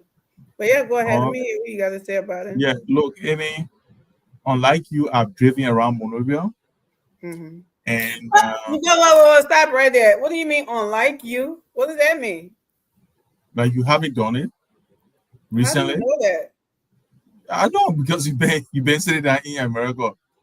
I've gone to Liberia every year since I go on the show. Every year, even before the show, every year I make sure I will pay that almost 10,000 to go back home. So I always there, and I drive around town. I can go to Claratown. This booth you are saying, it is probably around Claratown. That's the only booth that is still in order.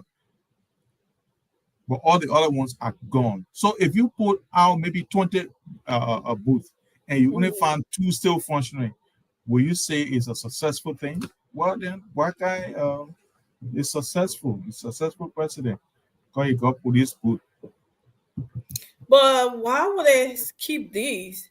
or this and get rid of the rest of them, George.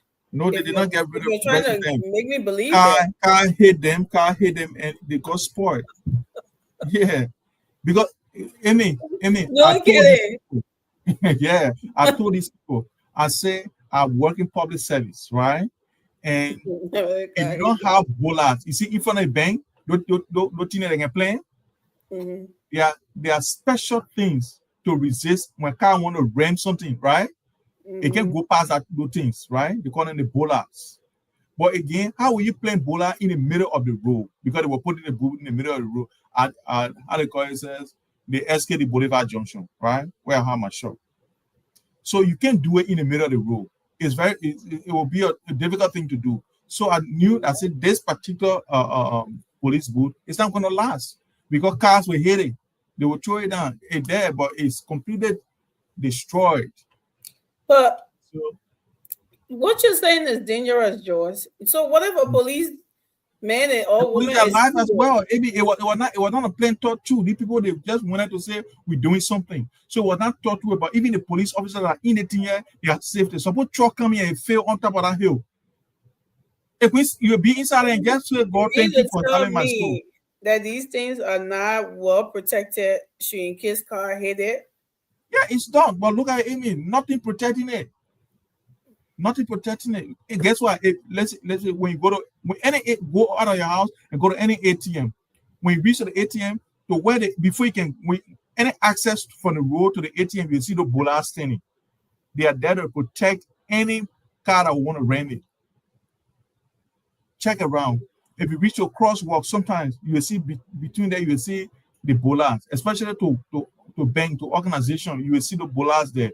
They are there to protect any ramming of that facility. And I told them, I said, this was not thought true because car can ram through this thing here. You ain't get no protection. You be inside, you die for nothing.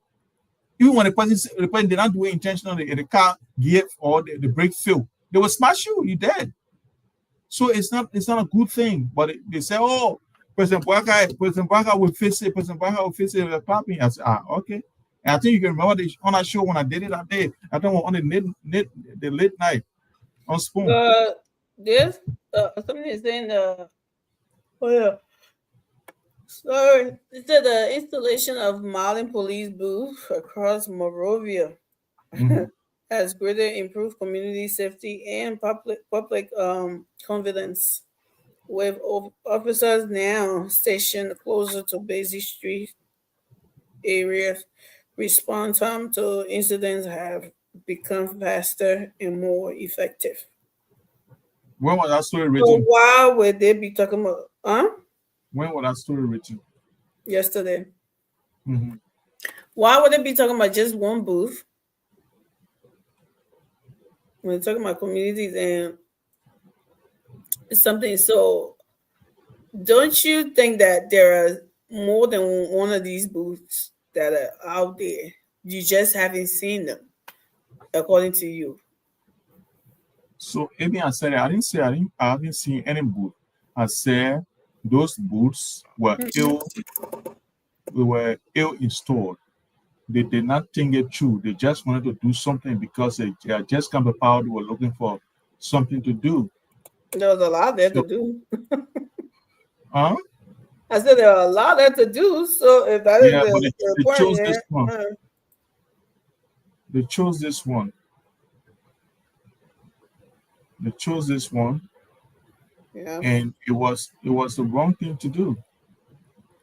Okay, old Josh. Yeah, it was the wrong thing to do. What do you got? Say that again? What do you got? Got like what? The topic or something? Mm-hmm. Oh, what is it about Leo's too? Leo? Leo's something he's built. The library? The learning, yeah. Learning center? Yeah. What about it? I seen inside today. So I never seen it before, and it's pretty well put together.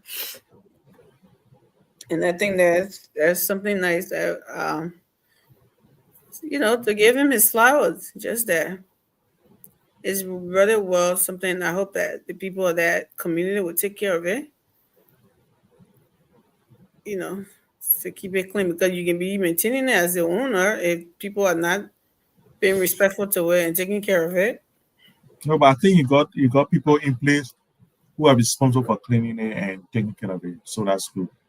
Whether they are being paid or not. But I think he was doing something to raise funds. That is one of his. I think one of the conference room in there is rented. You know, so they can get Okay. small income. Yeah, income from it, and they Yeah, do other because things. if it's free, you need something to Oh get yeah, it. you do need something. So I think that's the best thing he did, and it's gonna help him going forward. And Yeah, we so will get is that SKD?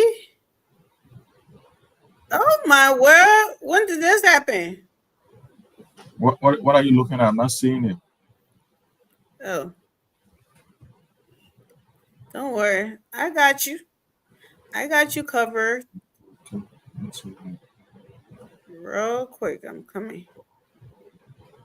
People, bear with. Oh, today Amy was not sort of prepared, so we're gonna we're going to it. Did you see it? Where is that? Oh, you still can't see it. Right there, dude. SKD. No, I want to see what has changed. I changed. I'm looking for. Is that how SKD was looking? It's always been since it was built. Yeah, it fixed. The only thing that they did recently was to change the light here. These lights. They changed the light. They said they put better lights there. That's all they did. But it's always been that way. It was fixed. And behind there, I played football there. I mean, a year or two ago. No, the place look different. The place look painted. It looks everything. This is not how it was looking. That's why it looks strange to me. I mean, you haven't been there. I've been there. I'm telling you. What do you mean I haven't been there? Don't do that. What do you mean I haven't been there? I've seen it, and I know it wasn't looking good like this. It was. I mean, I know you are looking for better things. You are looking for better things, but no, this floor you see, the red part of the thing, that is not pink. This thing is painted. Look at it. It used to be cream. Am I crazy? And this is gray. So am I lying, George? I remember. Look at this is like bluish gray. They're even working on that right now. Yeah, I think they are painting it. Yeah, maybe they are painting it. Tony, the thing looks like it got a facelift. Thing that I know that the color was like a little, like the building back there, right? Hold on, look, I'm the one seeing it right now. You see, like there's a building back here. I don't know if you can see something. You see it? Yeah. Right? Can you see? Yeah, this is the color that I remember it being. The picture that I seen. And it was the dirty. If you look on that floor, you see that place dirty. It's not painted. It's not painted. And you see how you're looking faded. The chairs looking faded because all those things you see there are chairs, and the chairs are put there by George Weah during George Weah regime when FIFA. No, listen. FIFA said they were not going to qualify this stadium. That's why we started playing our game outside the country. They said we're not going to qualify because we never have bucket seats. So during the CC government, they had to place bucket seats here. So now we have bucket seats in place. We never had bathrooms that were we have bathrooms, but we never have water supply. Right. It wasn't just seats. Something, it was a whole lot. See, this place has a facelift, and this is yeah. I know it got peanut. I'm so done with this red, white, and blue nonsense. I'm sorry, but it's doesn't need to be on everything. Yeah, it's foolish. The people just feel that because our flag is red, white, and blue, so everything, even on the sidewalk, they can paint the sidewalk red, white, and blue. What the nonsense is that for? Yeah, it's ridiculous. But you know, people are not innovative. The most funniest. Look unit, they must do it. Look at this blue. Look at how it's looking down there. It made the place look like some Basel man house. Oh no, nonsense. He didn't. What do you mean by some Basel man house? And Basel put like Charlie Santa Coro. Yeah, man. It's ridiculous. House. It's ridiculous how the people, they do things. I'm so And over then it. the shade of blue and red is just Yeah. blue. I Yeah, think they got different and guess what? shades Yeah, the way they do it, yeah, it's just shiny. You know what I mean? Shiny lousy. red. No, I don't like it. I think It's it's just lousy ridiculous. and it's something. And that is not navy blue, by the way. Isn't it supposed to be navy blue? So someone in the comment section said the other indoor basketball. You see, they did something. They did something. But where is it? Where it will not Maybe be they're hidden. not showing it. They're not showing it in the picture. But they did If something. you're not showing the picture, we'll see it. I said that maybe they're not showing that part in the picture, because if you take picture, you put it, you take that one to put it up, and it will not be there. That's what I mean. Okay. Yeah, this is the good color.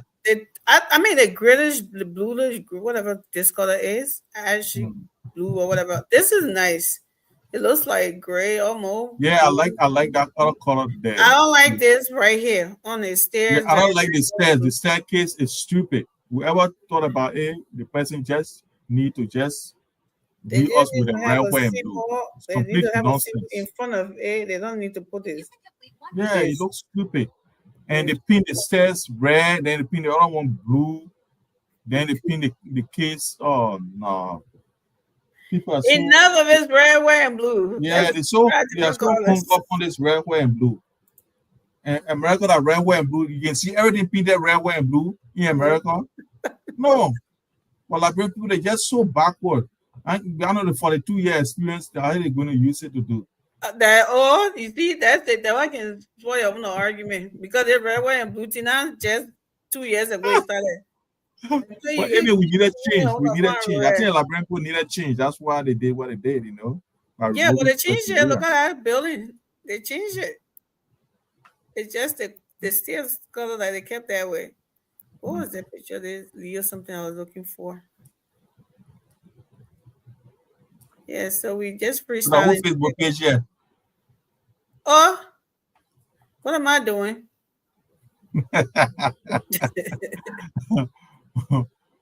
Manje. So they got. It's just you. Yeah, sorry. Yeah, look, you know, we want a better Liberia. Whoever brings it, thank you. And I heard people all over the place crying, "Joy, we are sick. Joy, we are sick." So they What's up with that? Complete nonsense. I you know, that's why, you know what I think? They think George Weah is a god. George Weah is not a god. He's a man. He can get sick. Yeah, I don't know why they think he's a god and he can get sick. And they want to make out of news. You all just talking about the prayer again, hypocrisy that you don't want talking that. Yo, I'm not being a hypocrite. I'm not being a hypocrite. I'm being a realist, Amy. No, because when you're talking about Obi Bwaga, like he's not a human being. He's not supposed to get sick. We know that 6 months old baby can get sick. Then you talking about an old 80-year-old man when he goes to he about to die. And people need to stop playing with people. Amy, because he's not God, we know that he would die. Because he's a human being. That's why we say that. That's how George Weah. George Weah is not God as well. George Weah is not God. He would die as well. He would get sick and he would die. Yeah, but that doesn't mean you people should be saying stuff like that about another human being. But Amy, we all know this is a reality of life. And guess what? The old is more. Is the probability of an old person dying is higher than a young person dying. Even though a young person can die before old man. Listen. Yeah. Listen, I'm looking at probability here. The thing I'm talking about now. So guess what? If you put 10 old people here, and you bring 10 young people here, you put them down.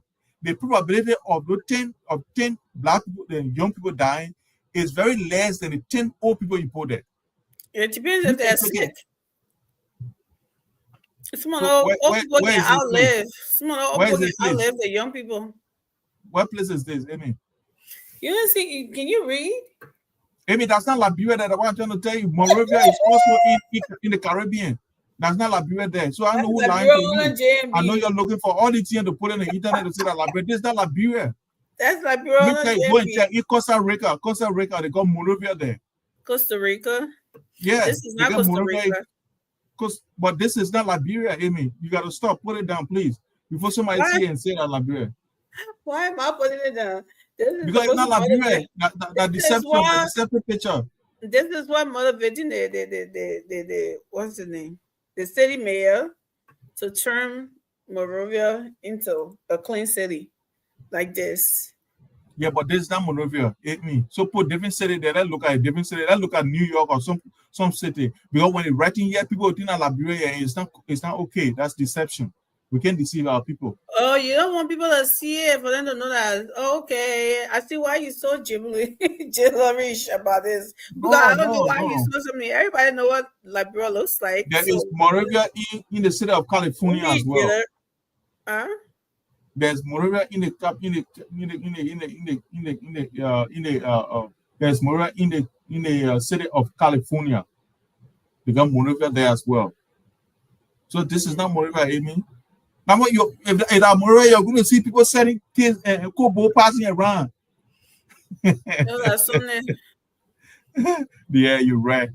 Lie to us. You get graphic where you're lying to. Hey, Amy. What they say? How we Liberians should dream. That dream picture you can put on. Even stop that thing, man. You go on. So I do for I pass my name behind and smack your hand. We are not. Watch. Right after the 6 years, we're gonna see Liberia looking like this. Amy, as president of the Republic of Liberia, I'll make that country better. The country will be better if we dream of being president. Yeah, look, everybody will try. Like Ellie try, she brought it up. Just we are trying, brought it up. What I will try to bring it up. No, but if he says Joe, we ain't do anything. Okay, let's say Joe, we are carrying down. I said Joe, we ain't do anything. Then what you laughing sarcastically for? Oh, I said what? Eh? I said I didn't say Joshua did not do anything. Well, he just didn't do a lot. That's all. Well, I mean, you were only given 6 years. And what he did in 6 years. Well, that's what you asked for. 6 years. You get another 6 years when you do well. You're not promised in 2 years. The 14 medical hospital are already up. In 2 years, we have reached 2 years. What is up? Nothing. Our police will show us just there are so many there. Schools up. No, show me the major infrastructure. No, NSA building was up. State of the art. NSA building. There are breaches building. There are which lights breaches? up. Bring the pictures. Let's see the breaches. But you can see it. I can understand. That's why you so much prayer against no, we cannot understand. I can show you the NSA building I will build in 2 years. On 2 years. On President we are. I can show you the Doe Community Road I will build in 2 years. New road. Not that it was there before and they fixed it. New road. I can show you the new ministries and the new labs and all those things that have been built. I can show you all of that. And first, the counties, all of those things that are happening. I can show you it. What a new you're in denial, so we okay. That's what I said. I'm not in denial. I'm just telling you. Show me. You only got one vote. The people who live there who can cast the votes, they're the ones seeing it, and that's the. That's it. That's all you want to do. People who are something that casting their votes. People who are feeling the pinch doing the 6 year whatever, and now they're saying it's better. We can go on the farm. We can do that. We can take our business. We can do even war bench that said it from the reading we were doing yesterday. Those people are alive. They are there, and hopefully by the grace of God, most of them will be alive 2029. So I mean you are an apologist. Something. You are an apologist. I am, but I'm not gonna sit here and be single fence or something. But if something is going on, you don't sit here and be because nothing is going on. In denial about it either. No, what is going on? Sure, you said the building ministry. I didn't show you. That's why I said I can't help you. No, just for the minister's name. For the ministry that have been Judgment Day, you will never ever accept it because you in your political mind. And I disagree. None of our I'm sorry, I can't help you. None of our listeners here will tell you that you call any ministry specific that has been built. I told you the ministry, lab ministry being renovated and stuff like that. That's what I told you. Many center that Lupolu building here. That your government thing. That what about name? Leo. That you call Lupolu. That why you call Shaw? Yeah, no, that his last name. Oh, okay. Look at it. This is nice. Yeah, it's nice, but it's not a government infrastructure there. It started a long time. Just not being naive. Stop being naive. When you call me naive, I'm just trying to give you the facts. That's all. No, stop being naive because nobody telling you this government property. Stop being so something about the government. But anyway, you are naive. I can't understand when you said naive. Because you trying to make it seem like somebody don't know what. Why would I bring something that a private person is doing? I said that government property. I just name all of the government something to you. You don't want to accept it. You haven't just named one that they built now in 2 years. I just told you which one? If you start, if you have, can you please repeat them, please? Can you please repeat them, please? Maybe because we're talking over each other, that way you can't hear me. But if you have an open mind, the next time I call in there, you're here. But I'm not going to sound like a broken record because you refuse to acknowledge it doesn't exist. The honesty. So yeah, in your life it doesn't exist. I know that. In all situations, like nothing exists. That I want to judge via hospital with no something in there, no doctors, no equipment, nothing in there. That's the one you know. Judge, you want to show you playing that? That's so nice. Sorry, man. Sorry. I didn't know they were even sounding set. Yes, you did. So guys, look at this building. It's so nice. And I think just wanted to highlight it to get Leo his flower while he's breathing. This is very, very, very, very unique. You see, every Liberian should do something. That you don't have to be working in government or be president or be a senator before you do something if you have the him. This is something that he did, and it's going to benefit people in that community. These are the workers, and this is the orator, right? For this something. So what orator? Orator for last Independence Day something. I don't know. You got it. Yeah, this is really nice, and I saw it. I thought that we showcased that to, Liberians to motivate people to go back and do for your country. What we are. Yeah. That's right. You see that, George? Somebody said it's not exactly what I told you. You're not going back to Egypt. Nobody going back. You say out of you. You say you're not going back to Egypt. Wait a minute, I'm going back to who? I'm not anywhere. So he said, you're too interesting. So yeah, I don't want us to talk about this MTA because I'm trying to get to a guy here before we talk about this thing. I was supposed to call him today, I forgot. So George, I'm sorry I wasn't able to come up with a topic today. So freestyle. You're away. You hear me? Say that again? I should freestyle? Oh my God. Wait, let me show. This is where? Broad and Ashman Street. When you want to show us Liberia for that we know. People crying, people water still rolling on Ashman Street. Then you say you come and show a picture. Amy, stop the thing, man. You're making the show to be boring now. Yeah, because Ashman Street, we already know. We know Ashman Street people water still flowing there. I'm showing you Georgia Project. No, you don't have to show me Georgia Project. This is Ashman Street in the 60s. Now you shame, now you talk like patient. But why we gotta go back? Because it's exactly, we shouldn't be going back. That's why we're not going back 2029. We shouldn't go back to years. Years ago. This is when my ancestors were ruling the country. And look at what it looks like now. Your ancestor leading. But no, this is really, I don't know what part of Ashman Street is this, but this is, if this was in the 60s, it was still nice. So just reminisce, George. Reminisce. Well, I don't know what to reminisce about. What Liberia used to be. But I told you to bring out a topic. Let's talk about it. Okay, look, let's talk about the buildings that have been built in Lofa by this government. So I mean, this is the thing, it's a sad thing, and the problem is that if you see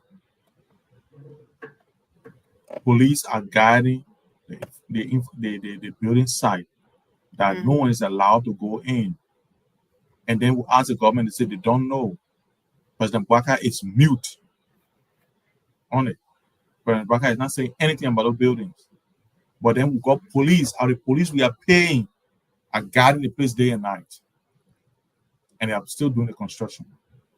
And when they ask the chief of staff to the president, he said he doesn't know anything about them. So are you surprised why they're guiding it? Why should you even ask me that question, Amy? I want to know your thoughts. Are you surprised why they're guiding it? I'm not surprised. Or is it a bad thing? We should know where the money comes from, who's building it, before our police can go there and guide it. But no one is telling us where it is from, who it's for, and where the money comes from. How the contract was awarded. Nothing is public. And then they ask the chief of staff what he knows about it. He said he knows nothing about it. The guy appointed though, right? He has been working in the office there for years. Yes. What? Yes. He was working there.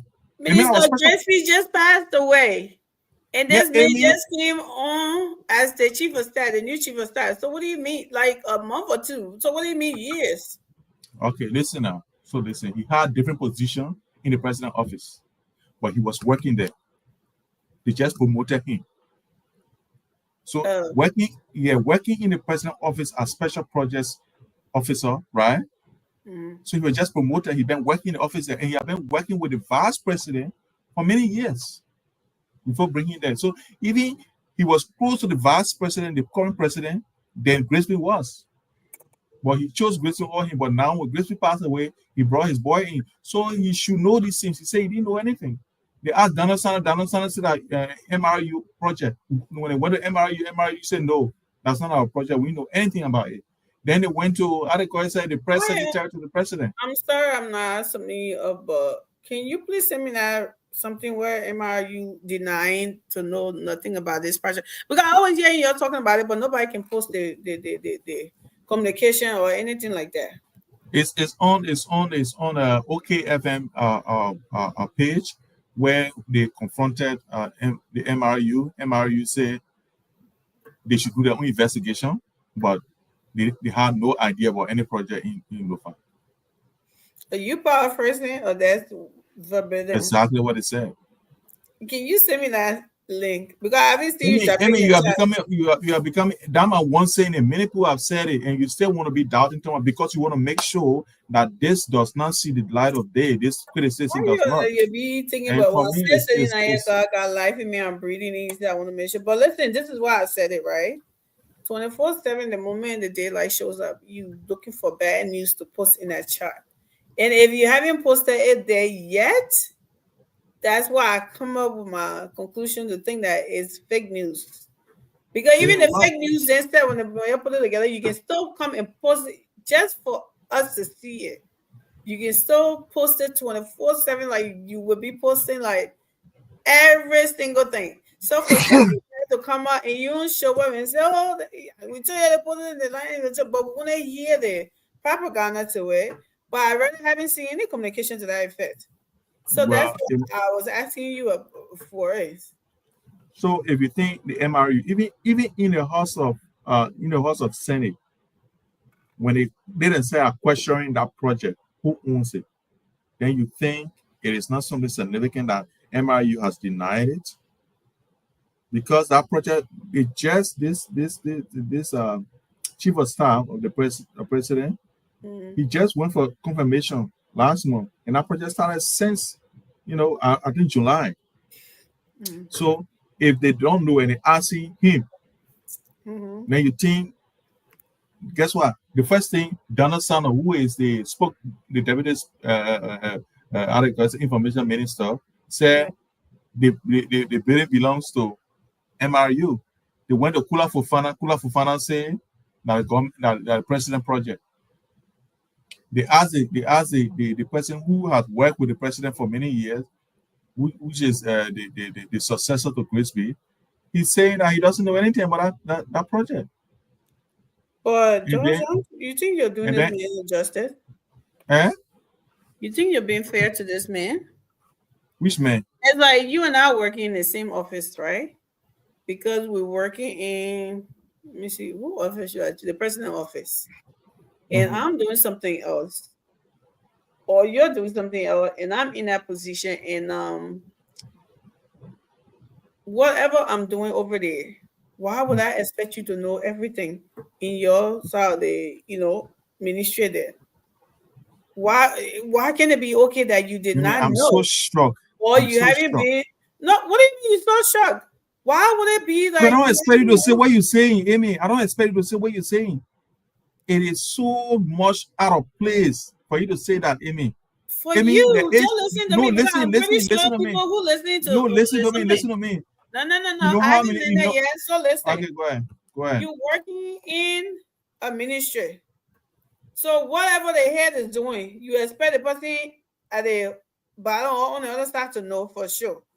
And if that person takes over, you expect them to be brief on everything before they get to know whatever going on in our office. You just expect it because everybody working in that business, so everybody's supposed to know everything, even like the boss is doing with the president. I don't think so. So I don't know why something is out of place. Everybody in that ministry know what a chief of staff is doing, or what is something, or they're focusing on their side of the job. So Are you done? what is out of place that you're talking about? Are you done? I'm asking you. Okay. Amy, you see, sometimes I would not say what I wanted to say, but the thing is that because there's nothing else to say, but go ahead. no, but you interrupting me now. You see, you take me off balance. So the thing is that, Amy, here's the thing. Here's the thing, Amy. This government has had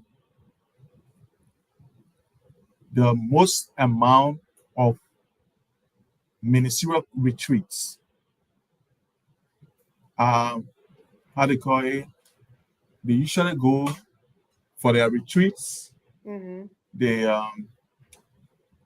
and in retreats, what happens there is to come together to see what the government is doing. All the ministers are sitting there, all the deputies and everybody is sitting there to go through all their projects that they are doing. What's the progress they are carrying on? What's the obstacles? Now, what they're going to go to those meetings. So there's no minister will tell you, say, truly, I don't know anything about that project. Because one is the government's project. The person who is heading that project will come and make report while you are there with the president. They say, okay, this project is 75% complete.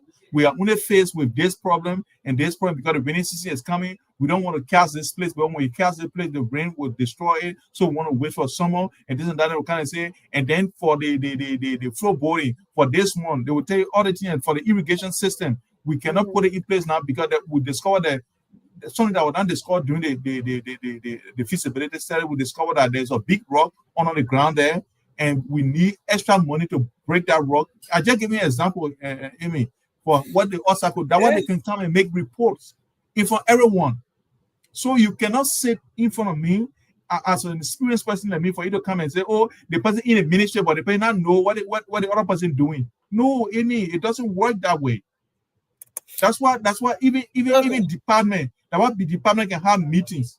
So in the meetings, they can discuss all the projects from A to Z. That's what they can do. And that's why it's supposed to be. So this is what I'm saying. And I'll come back to it. You're talking about they can discuss all the projects. Yes. So let's say Ministry of Public Works, right? In a cabinet meeting and talks about his presenting, oh yeah, this is what we are, this is what we're doing. The left something like that. Does that mean Ministry of Agriculture know the in and out of that project to answer questions about it? Does that mean the Ministry of Lands, Mines, and Energy did know something about that public work project to speak on it? Does that mean that's what is what that? What are you trying to say? What are you trying to say? Because you said there's a cabinet meeting. They can talk. Everybody can talk about it. But nobody asking anybody to say how many bags of cement. Nobody asking anybody how many bags of cement they are using. No, nobody asking that question.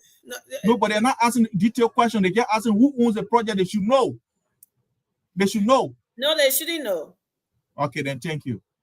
So this is what I'm saying. if Ministry of Public Works come and do presentation, I don't think in that presentation he's telling everybody, oh, we went to so and so, and this is it, and the person owns the project, and the person no. Giving it all over a briefing of how far the project is and where they are and something is different from going in depth of that project, who funding it, where it coming from, and what's. I don't think that's what it go to the cabinet retreat to go. We put that in front of every ministry. So your analysis does not add up. It's what I'm trying to break down for you. For you to say we got to do cabinet meeting, they go to cabinet meeting. An experienced person like me, an experienced person like me, you won't give me knowledge on these things. No, come also, you won't give me knowledge on what I already know. It's like an insult. It's like insulting me. And I'm just looking at you. You won't back the people. You know how to back them. You insulting me by saying that thing. What you saying? Because I can go to meeting and then how they call it, say give outline and give briefing and give how they call it, say to senior people that will go be places to go talk about the same project. I can go there and explain because that's what you do as a project officer. That's how it works, Amy. What does that mean? You still not saying anything that okay. So Amy, they will say okay. Let's say the minister of how they call it, Minister of Public Works will come out and say on the RAP project. RAP project simply means resettlement assistance program. So when your house is in the way of the road they want to build, they say according to the RAP project, we have paid 75% of the people. We got 100 people to pay and we'll pay 75 of them, right? So then they will say, okay, the RAP project is almost concluding. So we're now mobilizing. Where we mobilizing? We are mobilizing around Clay Junction because that's step of the road that we want to build. So the mobilization will happen there. The mobilization will happen there and all the machines will be brought there.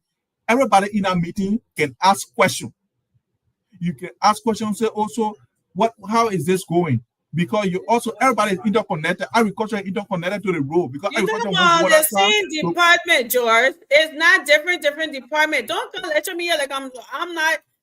I'm smart. Okay, that's different because I will not agree with you because all you saying is just talking out of. I don't have to sit here and praise myself how smart I am, how experienced I am, how this I am. No, but in my area, you want to teach me in my own area. Now I'm looking at you. Okay, so we're not. We'll go in your area, you can teach me, but not in my area. I'm not teaching you your area. I'm teaching you everybody's area. No, it's not your area. John, let's not be going back and forth. It's not something you saw. I was saying, I'm listening to you peacefully. You are telling me how smart you are, how big person you are. Just that you are. No, I didn't say that. I didn't say that. For me to say, okay, I'm the dumbest person, but I know something about this smartness that you are too. So that's what I'm saying. If you're talking about the same department going to a meeting and something, and everybody has something, but you're not going to a cabinet meeting, Public Works presenting something, then Ministry of Lands and Mines say, so how many bags of cement that would take, and how many? No, it doesn't happen. So don't. Well, who said it? Who said it happened? Who said it happened? No, because you said everybody will ask questions about that project. That's what you said. If you have questions, you ask a question for clarity. Yes. That is not your business. That is not your area. What are you asking questions about? What Public Works minister that the president and the vice president, whoever that Public Works minister need to report to, that's who they are talking to. You in another department. Can I say something? No, let me finish. You in another department. You about to do your own presentation, then you'll leave it and come be asking Public Works minister. Also, how that won't go in? What's wrong with that one here? What's something? No, it doesn't work like that. If it's in the same department, if it's a department meeting, yes, that happens. So don't come make it look like you the only person that's in a meeting, or like you the only person that do the or something meeting. Then no, that's what I'm saying. It's a cabinet meeting. It's not a department meeting. So you cannot make that analysis to say everybody will ask questions, so everybody should know about it. That's not true. That's what I'm saying. You can ask, and it's your Liberia, right? Whatever you want to call it. That if you want to know about the project, where it's coming from, that is your right to do. But to want to make it look like because this guy said he doesn't know about it, so that's the biggest thing that ever happened. He's supposed to, because he's only no, he's not. He can now that he in that role, he can get brief on that project. To know about it, to answer questions about it, now he's in that role. Yeah, we can expect it from him now. But when he was just coming, people asking, he has the right to say, I don't know about it. There's nothing wrong with that. Not because he was Come on here, everything is wrong with that.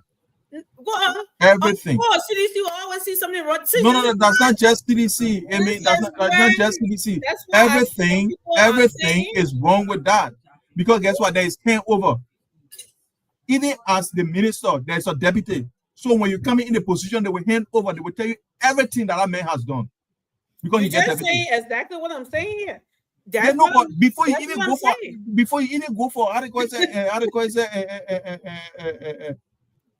confirmation, because you're already been appointed by the president, you can start acting before you can go for that thing. Yes, you can be acting in a position. So they must brief you on everything before you go for a confirmation. So when you say he doesn't know anything about it, it's a big deal. I mean, no, it's not a big deal. We cannot sit down here and be sugarcoat things. There's a big deal. Anything. This is why I said, like, when people talking about the advocating for Liberia today, I give you the corner eyes, because your own advocating is all about party advocating. It's not on a real thing. I just told you this man have to get briefed on these things. If he tell you say he doesn't know about it yet, it's not a big deal. He's just coming in that role. He has to get briefed on these things. Not because you said because he was working in that thing, it was on the other side, so he's supposed to know about it. That's what you told us. You're not. I'm the one who's been talking about briefing here, and you try to step on it and deny it. Say no, he should have known about it, and that's what I'm saying. That's not how it works. But anyway, you guys never see the something in it. Politics got to be played with everything every time. It never ever Liberia. But nobody is saying that you don't have the right to ask about the projects that the president is doing. If you're genuine about it, and of course it is your right. And just take the politics out of it and be straightforward to, who's running it, what is it for, and all of that. That is everybody's right. But to make it that y'all said they didn't know anything about it, but y'all call it the amount. $10 million project, that work our house, that work our mansion. Then you sitting here telling us who is about after you're done all of that, then now you want to keep saying who. I tell you, I need a whole nitty-gritty already about it. Because you're coming out here putting it out there. It's just shameless. What you're doing is very shameless. But what about calling it out on your hypocrisy? No, you're not calling it out. You're trying to bend backward and forward, in defense or something that is indefensible. And so for the fact of the matter is that this government should be open enough. This government should be open enough to tell exactly everything they are doing. And did I say by hiding it and giving conflicting statements is already a shame on this government. Did I tell you that it whatsoever? Did I tell you so the government shouldn't tell you? I said when you genuinely wants to know and not playing politics. I genuinely want to know. That's why I'm asking questions. If you come here and say $10 million project, that Bwaka project, a mansion, you don't want to know. I did not say that. You already get something in your head. You already got something in your head. You already get something in your head. So what are you talking? I'm not going in your head. You already got something in your head, Amy. You're not listening to me. Out of your mouth. You and the rest of the other people that are always. You can say the rest of the people, not me. I did not say that. I said the building there. You see, you always who owns that building? On your hypocrisy, you always trying to deny. We say who owns that building, Amy? I will cut that video and show it to you. You always you said our $10 million project at Bwaka Mansion.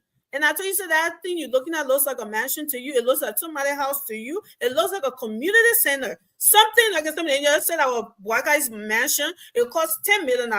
So at that point, you're not being genuine anymore because you don't know anything about this project according to you now. You don't know how much it costs. You don't know who's on it, but all of a sudden you're being on everything, telling us that it costs $10 million, telling us that Bwaka's a mansion. Then now y'all want to tell us that you genuinely want to know about this. No, you're not serious. That's not genuine. That's politics you're playing. So at that point, all is sort out of it now. But people who wants to genuinely know, that is their right. So no, nobody telling you say it's not your right, or when the government do something they're not supposed to say it. No. But be honest about it and take the politics out of it and be serious about it. Government is not honest. You want me to be honest. Government is not honest, and you want me to be honest. It that But about it's take a not person only here. because your state government is not honest. But go ahead, let's No, you that support the government, you know who building the place. You don't know, and you think I the don't government on know. it. You want, you know, I don't know. you know, you don't know. Then why, if I'm trying to tell the government that what they are doing is bad, why should you even come and support them when you know that they are doing something wrong? Because by not telling us, it's not okay. You just say you don't know. But then you come and say, oh, yeah, because I say I estimated the amount of the building to say it's $10 million. You can come and say, no, it's not $10 million. It's $1 million or it's $2. And then that will be, because guess what? Anybody can estimate. Because we see in the buildings that are going up. We can estimate and say this, that, because you haven't provided the information. That's what brings speculation. So if to avoid speculation, you come and tell the people the facts of the matter. But they don't want to do that because they know it's dubious. Because I'm trying to anticipate now, you know, that they're doing something wrong. That's why they don't want to come forward to tell people what the whole project is about, what's going on, because it's dubious. So the thing is that, I mean, we cannot continue to back a government that is doing something wrong. If these people are doing something wrong, we should call them out. Even you that support them, call them out and say no. And I've seen some of your friends here who part of this show and come here and say no.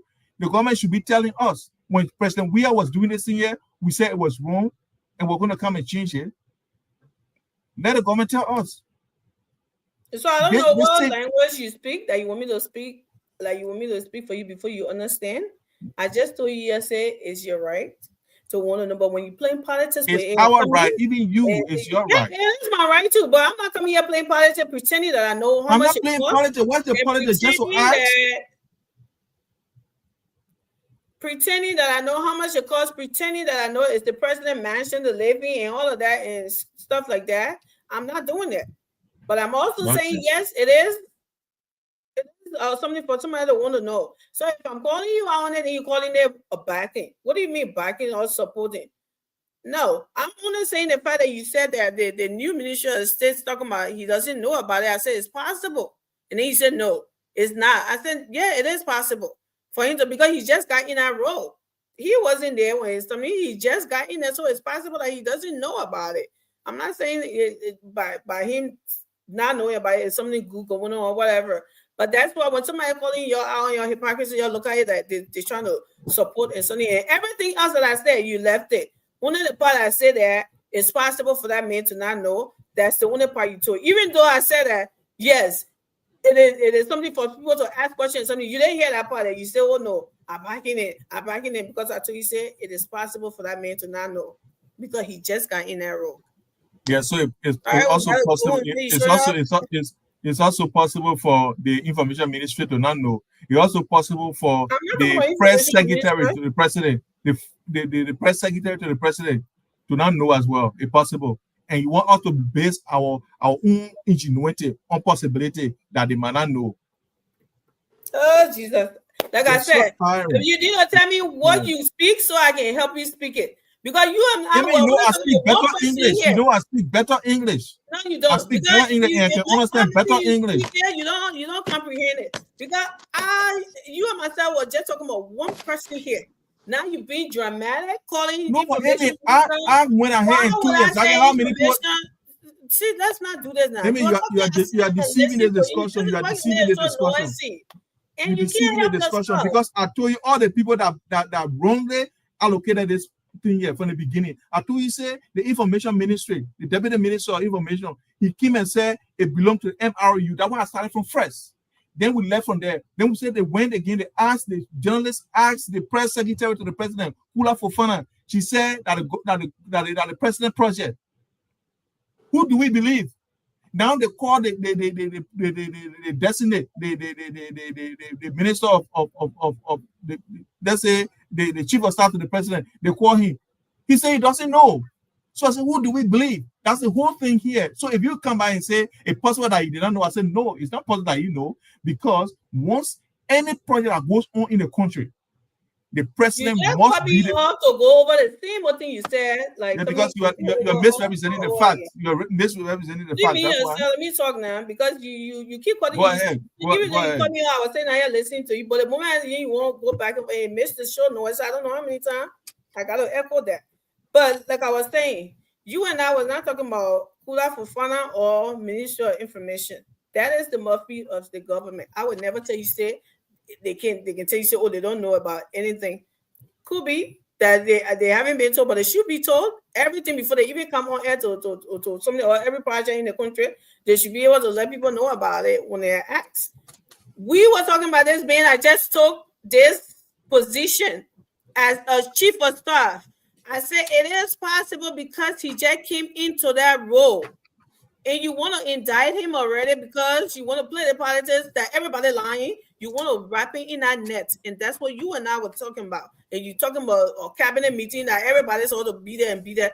That's what we were talking about. I never told you say information minister not supposed to know, who that for not supposed to know. That's your own drama, little twist you got to it. But that's not what I was saying. Hey, Soiree, welcome. Thank you you guys. I'm sorry for being here late. Yeah, we're about to wrap up anyways. Yeah, I mean, George, how you doing, brother? Oh, I'm doing fantastic. They just been getting my nerves. I saw, man. Of course, I always get on your nerves. I saw all your hypocrisy. You don't like that. Amy got very limited, understanding of these things. So, to have a conversation with her, it can be very hard. Yeah. He's smoking pipe out of his nose, his mouth, everything now. But Amy, that's it too. You haven't worked in government before. You haven't worked in government before. I have worked in government. I have worked in government. Talking, I'm smart, I'm this, I'm that. People can tell. No, I'm not. My input and my output, I don't have to come here and be bragging. So, you go ahead. Let me tell you, I agree. Jordan is a smarter person on this earth. Let's go ahead. So let me just chip in on that issue real quick, right? Yes, sorry. I think the last time I talked about the issue, if you had a government that's not coordinating information, at the end of the day, you got opposition, even ourselves, to speculate on certain things. Right. I want to disagree with you very respectfully to say it is possible that the ministers now, the current minister of state now, do not know about that project. Then you want to ask yourself, which position was in before being nominated as minister of state? His position was minister of state with a portfolio for special project. And what is the first function of that minister? It is to coordinate every inclusive project of the government, trending from the minister of state between every branches of government. That is his function. So to have sat in front of his hearing and not say the truth about that project, I think that was that was an abuse of his constitutional right or his function that was given to him, created about that art. And to sometimes we sometimes sit and say, oh, let people be transparent, open to certain things. Look, that project, if the government cannot come out to say what is it like, people speculate. People are even saying 20 million, 10 million, 9 million. Everyone calling their own stuff, right? I mean, and we know in our own right mind that project cannot be 10 million. Like I listened to my brother talking about, based on your own, assumption or survey he did, it's 10 million fund. But who knows the truth right now? Since then, these issues about that project has come on. I know very well President Bouaga, being an individual who have lived his simple life, even up to now living where you say there are some upgrading things that they did to that particular resident he is currently, which is right. He's the president. They have to do something around that facility. But since we've been knowing President Bouaga, he has not been living a flashy life. So it is not a bad thing to be such a place for Liberia, whether it could be in Fuya, whether it could be in Nimba, right? But the issue here is if the government is not coming out to give certain information, then you get George the right to come on the platform to say the project at 20 million, which is appalling. It's very ridiculous. You can't have one minister saying it's Mano River Union projects, one minister saying it's presidential projects. Then the minister right now who's supposed to be giving us certain very unique, information, he's saying, I don't know. Then that brings this honesty we've been talking about. Then you have accountability. You're not being transparent to the people. So at the end of the day, You get opposition ground to speculate that, oh, okay, and they said in the past, oh, we are paying for the 8 condominium. This is their own condominium, and they take any amount, they put on it. So, sir, thank you.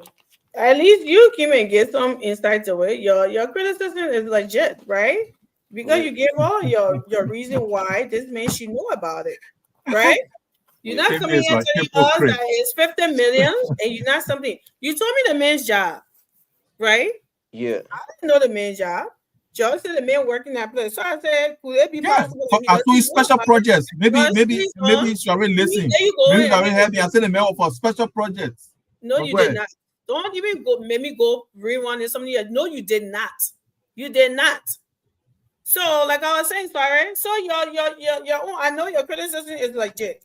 You always something, but this is what I say. You lay out the man functions, what he was doing, and why you think he should know about that project, which makes sense from what you said. Yeah, then he should know about it. But I did not know his function. George just came here and said because he was working in a ministry, so he should know it. So I said, well, he could be working on the other side. So it's possible he just got in that role. So that's what we're arguing here. Then he's talking about say, oh, he's the smarter and all of that. But nobody is saying you're right, sorry. Like we always say here, when you don't come out and you're the mouthpiece, especially the Ministry of Information, you're leaving these things out and you're not saying it, people will come out and be saying all of these things and all of these speculations. You should be out here clearing it up. Exactly. You know? And not just be quiet about it and making people. I know sometimes some of these things, sorry, it's like, oh, let people into a who cares? Or no, you don't do that. Yeah. Right? You don't do that all the time because I'm thinking that's what it is. Or if you mind, you put in your that's you gotta continue to talk. Something especially looking at Amy, I'm not cutting, especially looking at the society we find ourselves. Yeah. The callability of it, right? The people don't care whether somebody wrong with certain information. Nobody verify. People not even reading. One of the things we lazy at. What are some of these projects? It can be done, and you know, I mean, as not as this and so what people saying. Nobody care to read, but they just fly with it because one person say it in the name of they've been saying information before, and it appear to be truth. So when you don't come out to give the right information, George and Vasco, then they will get Beamer. No, it's true. They're supposed to come out and clear it air. So that no one is disputing that. That's why I try to tell Georgia. So thanks for coming here. That's why I try to tell Georgia. I say it's okay to have questions on the team, but don't come pretending, playing politics, telling it's 100 million and 200 million. Then you come tell us, say, I don't know. Nobody won't tell us. I thought you already knew. The million put all kind of money. Some people say 5 million, some people say 10 million. Some I got their own figure, and that's the part I'm saying. Then you ain't won't know because it's not about being something, and which is true. They need to come out and say something about that project to put it to rest. But I know what they're doing. They're being, everybody want to suck it up to somebody, but no, I don't think they should be doing that. When something is out there in the air, but then again, when people. It just kind of stick it to when it says some of these things there, I guess the response needs to be more moderate and not kind of like combative. Like sometimes they have Brother Sano can go about it. You can be smart, right? Respond smart to somebody, but do it in an intelligent way that when they read to everybody that hearing it, they know you're hitting them, right? But you don't want to go the one side way that everybody can just figure it out like what you just did, right? But you can hit them hard, but be diplomatic about exactly. Right. But the way he can go with mosquito breed. And the thing that position of that's minister, just not cool. I mean. That position of being deputy minister for press and propaganda has always been abused. I don't know, for some reason, not only Donaldson, and I'm not saying this to justify his behavior, right? But look at they got Ashley Johnson, who was in my Johnson government. Look at the folks, the likes of Eugene Fagona, who's serving in the government.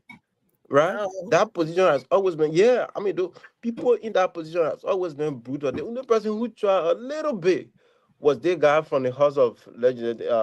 They got appointed after Eugene Fagon left. I just forgetting your name, right? He was serving as communication director of the House of Representatives. He used to be very unique. I just forgetting your name. The deputy minister who's just left. He was in the CDC government. When they took Fagon from there, they put him there. Yeah, that guy was one of those who really tried to reform and bring a very unique communication style to that particular position. But besides that, all of those that have been coming there, they've been very brutal. When opposition says that they will go after your opposition leader, says that they will say this. I don't know for some reason. And when you read their functions, it has nothing to do with being very. No, it has sorry, it's for the people and by the people. What? What is he saying? I'm not. What are we talking about? What are you trying to for say? The people and by the people. What the government we're talking about, that definition government are giving you, that the jobs are giving you, the jobs profile. Yeah, I mean, yeah, okay, I got your point. Yeah, it should be for the people, by the people. Out of it too. Yeah, but I mean, for some reason, I don't know. And other government, you see these things happening. The people just need to try by all means, being more unique, like you said, Amy, in their way of communication. Sometimes the way you respond to issue, it even weaken opposition propaganda. But when you more brutal, people say, "Oh no, he's not being honest, he's not being truthful." So I mean, don't we need to do better. Yeah. Brutal. What the? Yeah. Don't just show it and be so Broadway that everybody, even what I say, can figure it out. Yeah. Be like what we call in America being smart.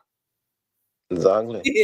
You being a smart behind, but you doing it in a way that nobody was, can tell that's a very smart way of doing it. But I don't know. I think it's something for you to even be. But things then they're supposed to be responding to that stuff like this, like the for your project. Yeah.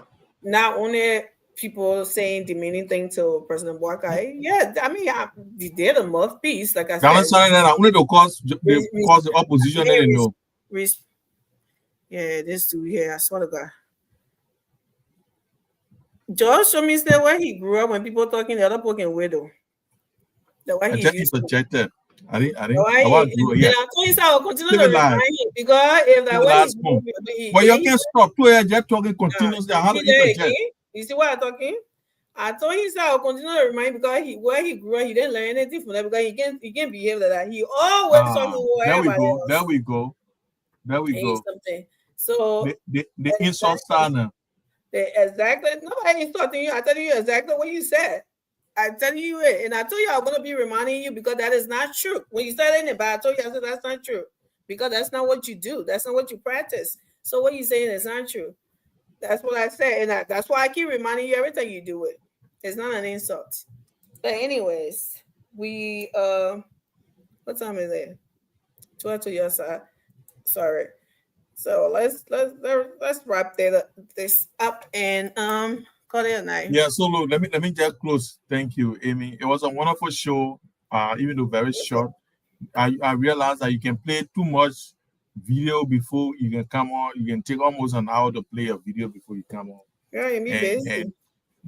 Okay. And I understand that when you're busy, just turn the wheel over to me. I will come here and talk before you come. But anyway, yeah.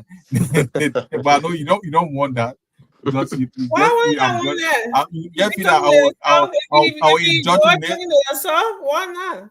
I will indoctrinate the viewers and the listeners, so you don't want that. So you make sure you are here before anybody speaks here. I just don't want in the comments. It is a good show, but something very important I want to mention before I close. And I watched a video that was very disturbing, and I would not want my president to be treated like that. The blind people that came to wait for the president to petition him because they wanted some help. They said they were suffering. They started insulting the president that he's a rogue. Why can't that rogue? Can you imagine blind people doing that? I think there's something in our country that needs to change. I don't know what it is because of the politician behavior. That's why our people behave like this. What? I said, thank God you said that because I just about to ask you where you think they heard it from.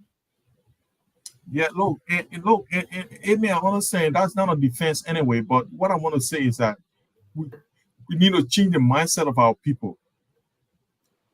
For somebody to just without proof whatsoever call somebody's name, I think it does not do well for our country, for our people, and even for ourselves. Because it's the same thing President Baka was doing. He said the people stealing in government. When he used to go on a campaign trail, he can say the people stealing from the Liberian people. Without, he said that while people still in the street, that while small children who supposed to be in school, they are sitting in the street because the government is not doing well. The government is stealing. Even Cummins used to say the same thing, that the government was stealing. And because our people who are in high position, they are saying these things. Our people listen and hear it. They take it as gospel. They believe it. They say, yes, people are stealing. That's why we're suffering. People are stealing. They are not thinking about scarce resources or what they are saying now. Why the agriculture ministry is having less money in their budget because the government does not have money. They don't think about that. But because our leaders that come into power, they lie to the people and say people are stealing. That's why you are suffering. When you get them, when the people are not getting what they want to get, they will say you're stealing too. And I think that's something we need to put an end to.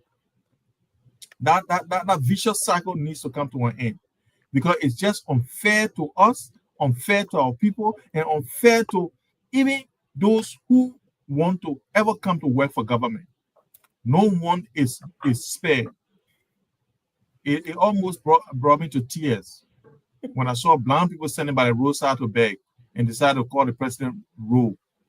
What kind of rule? Can you imagine? These people they can't even see. They could have rammed them with the cars and they could kill them, but they didn't even care. Oh my God, George. No, I'm trying to, I'm not saying that somebody would do it. I say it could happen. Somebody could be rammed. They don't know what the roads were when they were standing there. They came there and stood by the road and they'll call him, they'll put it placard on. And when he passed, they started insulting him. Say, Bwaka that road. Blind people. Because President Bwaka and his people told these people that they would make Liberia heaven when they come to power. Now they are kind of power now. The people are saying, oh, the old people that were here, they used to do well for us. You told them from there and then you come, you're not doing it. And what they start calling it rule. So I think the whole medicine for this thing, the remedy for this thing is for us Liberians to put people who are truthful, honest people in our politics. That's why I don't want Fatima to be confirmed. Because if you cannot be factual, if you cannot be honest about your own abilities, how will you be honest to do the right thing by the people when you get in this position? Where would the honesty come from? So I think it's unfair to our people, it's unfair to us, and unfair to our country. To continue to put people in wrong places and in positions that when they shouldn't be holding the position. Because having the best degree in the world does not qualify anybody to do a good job. One of the criteria is to be honest. Thank you. God bless you and God bless Liberia. Sorry. Thank you so much. Great show, great conversation. I'd like to say, George, don't do that. Thanks to you guys for always being here in the comment section. Listen to everybody else. Go ahead. In the comment section, I wanted you to disrupt, so I read how I did that. Trying to share the conversation. We always appreciate you for being here. There's some great things happening in our country. We all would like to appreciate the government for trying to strengthen government, trying to bring the face of government from a different angle. We all will push for more because we need more. When Thomas Sankara said historical antecedents is not something, or historical antecedent professors are not those who are consistent in political antecedent, right? Let me be specific, are not those who are consistent in their thought, And that brings me to listening to our brother today. I know sometimes we kind of want to be we are the injured today to want to remind people of being qualified or not being qualified. But Thank you. you now record to there's no record, whether recalling, whether a conversation for you to have large outs your government by saying this individual was not qualified for this position. Having said that, that is not in any way to wanting to justify people being in the wrong position, right? For me, I don't know the qualification. I've not read about the position that you talk about, Fatima position. I don't know her qualification. So I'm gonna She's do qualified. I'm gonna do my own due diligence as to what is the qualification of that position and the attack created that ministry. Who are those? What is the criteria that you should meet before you be in that position as to speaking on that position? But I think it's you right that people should not be misplaced. That's a fine argument. But to have now tell all what the qualification of that position is and who should be there and just say, oh, she's not qualified, I don't think you're doing the listening properly justice. So I think we should do well as a government when it comes to communication. We should communicate to our people because we owe it to them. The Constitution was very clear about that. Informing our people is their right. So I know at the end of the day, political politics when it comes to misinform the people, which is their usual strategy in the name of gaining ground. But then we have to be there in time to misspell some of those real information that they give to our people. But I think we're doing well as a country. We need to do more. The people need more. Government upon government, we have always put for more. And I think it's always a unique thing to be here. I believe we get there. Let's keep strengthening these conversations very uniquely. Thanks to all those who've been here. Great conversation with you, George, and that of Amy. Thank you. Thank you. So I just want to say that Fatima is a very smart and educated young woman who is who may have had I guess interview that everybody want to nitpick and grab one thing from there and start running with it. That doesn't mean that she's misplaced or she can't do the job or whatever. And people that George want to come in and tell say she did, she that, and then sorry, just put it right. Like when has this been? And that's like you said, it's not a something to justify to say, oh, because it happened, it should keep happening. But Fatima is not that example of what happened in the past, right? For us to pull her into that, no, she's not. Fatima is qualified for that position, and I can tell you, in president interview, some people are just not.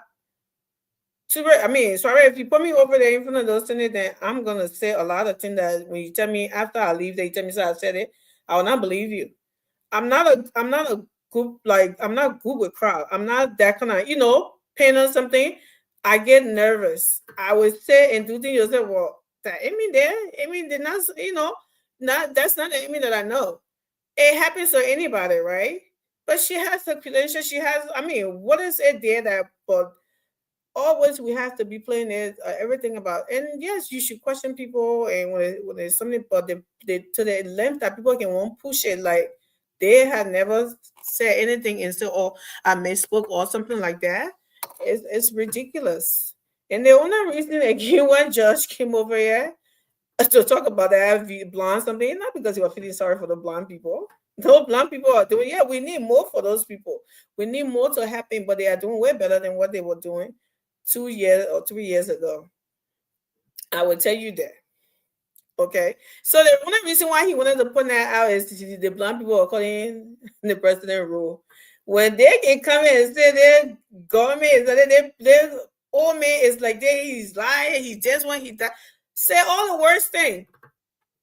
This old man I can be their grandfather, insults and everything, and then just a blind man saying, "Well, I got a rope," because people tell them say this and say that and go put on the street to do that. I mean, they hear all the time. They hear the worst thing from people that are trying to play politics anyway. So that wasn't anything big for you to want to cry, George. That your crocodile tears, save it for something else. But those blind people are not saying anything compared to what people like you said on the platform and said to an older man like that, for you to want to cry. To say, oh, they were standing on the road. Those people, they may be blind, but the other senses work very well than yours. You may say, oh yeah, they can't see, they can't something, but they know what is standing here. From other things that they got. They use their other senses to get around, to get by. So they knew they were standing on the street. They knew they were standing on the sidewalk. They knew they were not in the middle of the street.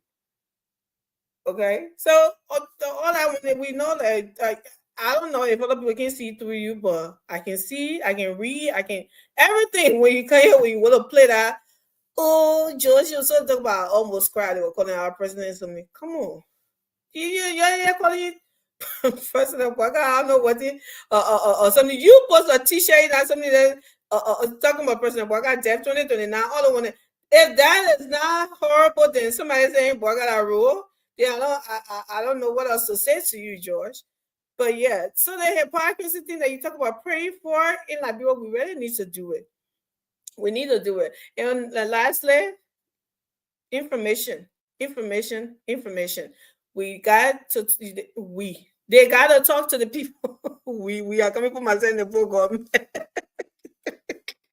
They need to speak to the people. And when people are going, giving misinformation out there, especially on projects like these, you have to come out. People somewhere in Grand Crew or somewhere in something, they may not know what's going on. They will just they say, "Boy, I barely own plenty of houses then too, or barely own a project and I'll do them." That's all. These people cost $10 million. While the people are suffering when this, that, and that, and this. Come out and say what you know. Don't just say, "Oh, it'll be all right when you finish the seat." No, come out and speak on it. Don't you ignore? We used to talk about it, ignoring thing here too. When Judge we used to do it to opposition, it wasn't right. We need to talk about it. Yeah. Come out and don't do that. Play that same game. Talk about it. Explain to the public how they are misleading the public. Explain what that project is about and why is it being there and how much does it cost. So other than that, something they will rob it. Even though, sorry, you and I know they will say that lie. They will still want to come up with that. But at least you did your due diligence, right? Yeah. And said it, and everybody know. Everybody can. Then people like us, when we were talking about it, we said, no, the government said this and said that. Like when they try to tarnish Minister Gafwan, right? When he comes out and spell those things out, we sit here and echo it because we heard him speak about it. Exactly. So that's what they need to do and stop doing the, ignoring or keeping mute and stuff. And that is also good for our society, good for our democracy and everything. You will not get everybody to like you. And that doesn't mean you ignore everybody either.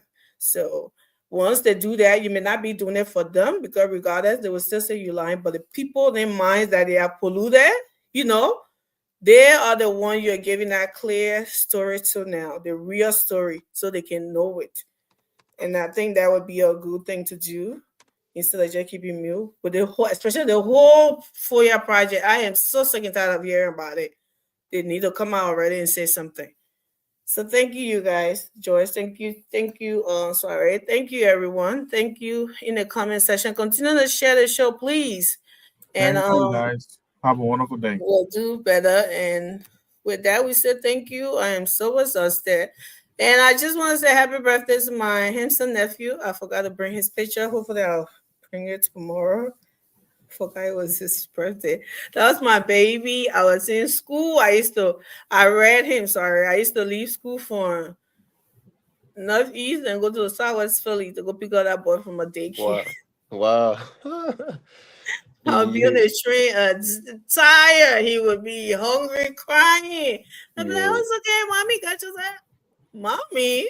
And I'd be like, baby, having baby. I'm like, stop, where's my baby? So yeah, that used to be my baby. And everywhere I used to go, at the moment he started talking, it was so funny. He was something because my sister used to go to work. The moment he started talking, he started calling me mom and calling his mom by her name. That's actually, yeah. It's wrong with that guy. But happy birthday to him. Yeah. Wishing So the one best. time we went to the Chinese store to go something, so the guy was like, "That's your son?" I said, "No, that's my nephew." Then he go, "Mom." I'm like, "Put him over there, I'm not your mom." Then he look at me and said, because he ran too. He just he ran like him, but so everybody was thinking that everybody can be thinking of my son. So I'm like, no, he's not my son, he's my nephew. He looks like his mom. They're like, no, he looks like you. I'm like, no, but anyway, happy birthday, Stefan. I'll find his picture and put it up tomorrow and say happy birthday to him. Stefan, a big boy now. Yeah. He's the man now. Happy birthday to you. Wishing the best. Yeah. I know. See you guys. Have a blessed night. George, have a blessed day because you're always rushing with the day. You're in touch already. They're always running ahead. Yeah, like they can't wear it. One or two Christmas before that friend. But Yeah, hell yo. We're gone, foul. Already in Thursday afternoon. 13 hours, right? If I'm not mistaken. About that. 12 or 13 hours, yeah, something like that. Yeah. Where I said 9 hours ahead of Greenwich Mean Time. Where is that? That's in Australia too? Greenwich Mean Time? What about Greenwich Mean Time? GMT. I'm talking about GMT. So GMT is I didn't hear you. Something I thought that was something else you were saying. GMT, yeah. So we're 9 hours ahead of GMT. What's the difference with you in Africa? Africa got different time zones. Like Nigeria got different time zone with Liberia. Like even Ghana got different time zone with Liberia, right? Yeah, but Ghana and Liberia almost on the same equator. You know the equator. Yeah. So like an hour different. They get almost the same. Yeah, they got the same time. Yeah, you're right about that. So what happened is that Liberia, we are ahead of Liberia 9 hours at least. And they had the same time with England too, with the Euro. Yeah, because on the same line. Yeah, so yeah, that's what it is. So we are ahead of that time. So whatever you are, if you're on the Eastern Standard Time or whatever you are, you just have to do the calculation and know the difference. Yeah, but we are ahead of most people, you know. Yeah, it's a place too far. So we didn't talk about Sonny. I wanted to talk about Donald Trump, going to Nigeria, but it's not our business. So maybe we just leave it as it is. Why not? That's Africa. Why isn't it not your business? They got funny. It's not our business. Not Nigerian people facing. No, that's Africa. The hypocrisy of our politicians is emerged. That's right? I'll be news to you. We'll do that one tomorrow. Yeah, no, but it's okay. I know we're up answer. No. We gotta go. Good night, y'all. Have a great night. Talk to you tomorrow, God's willing.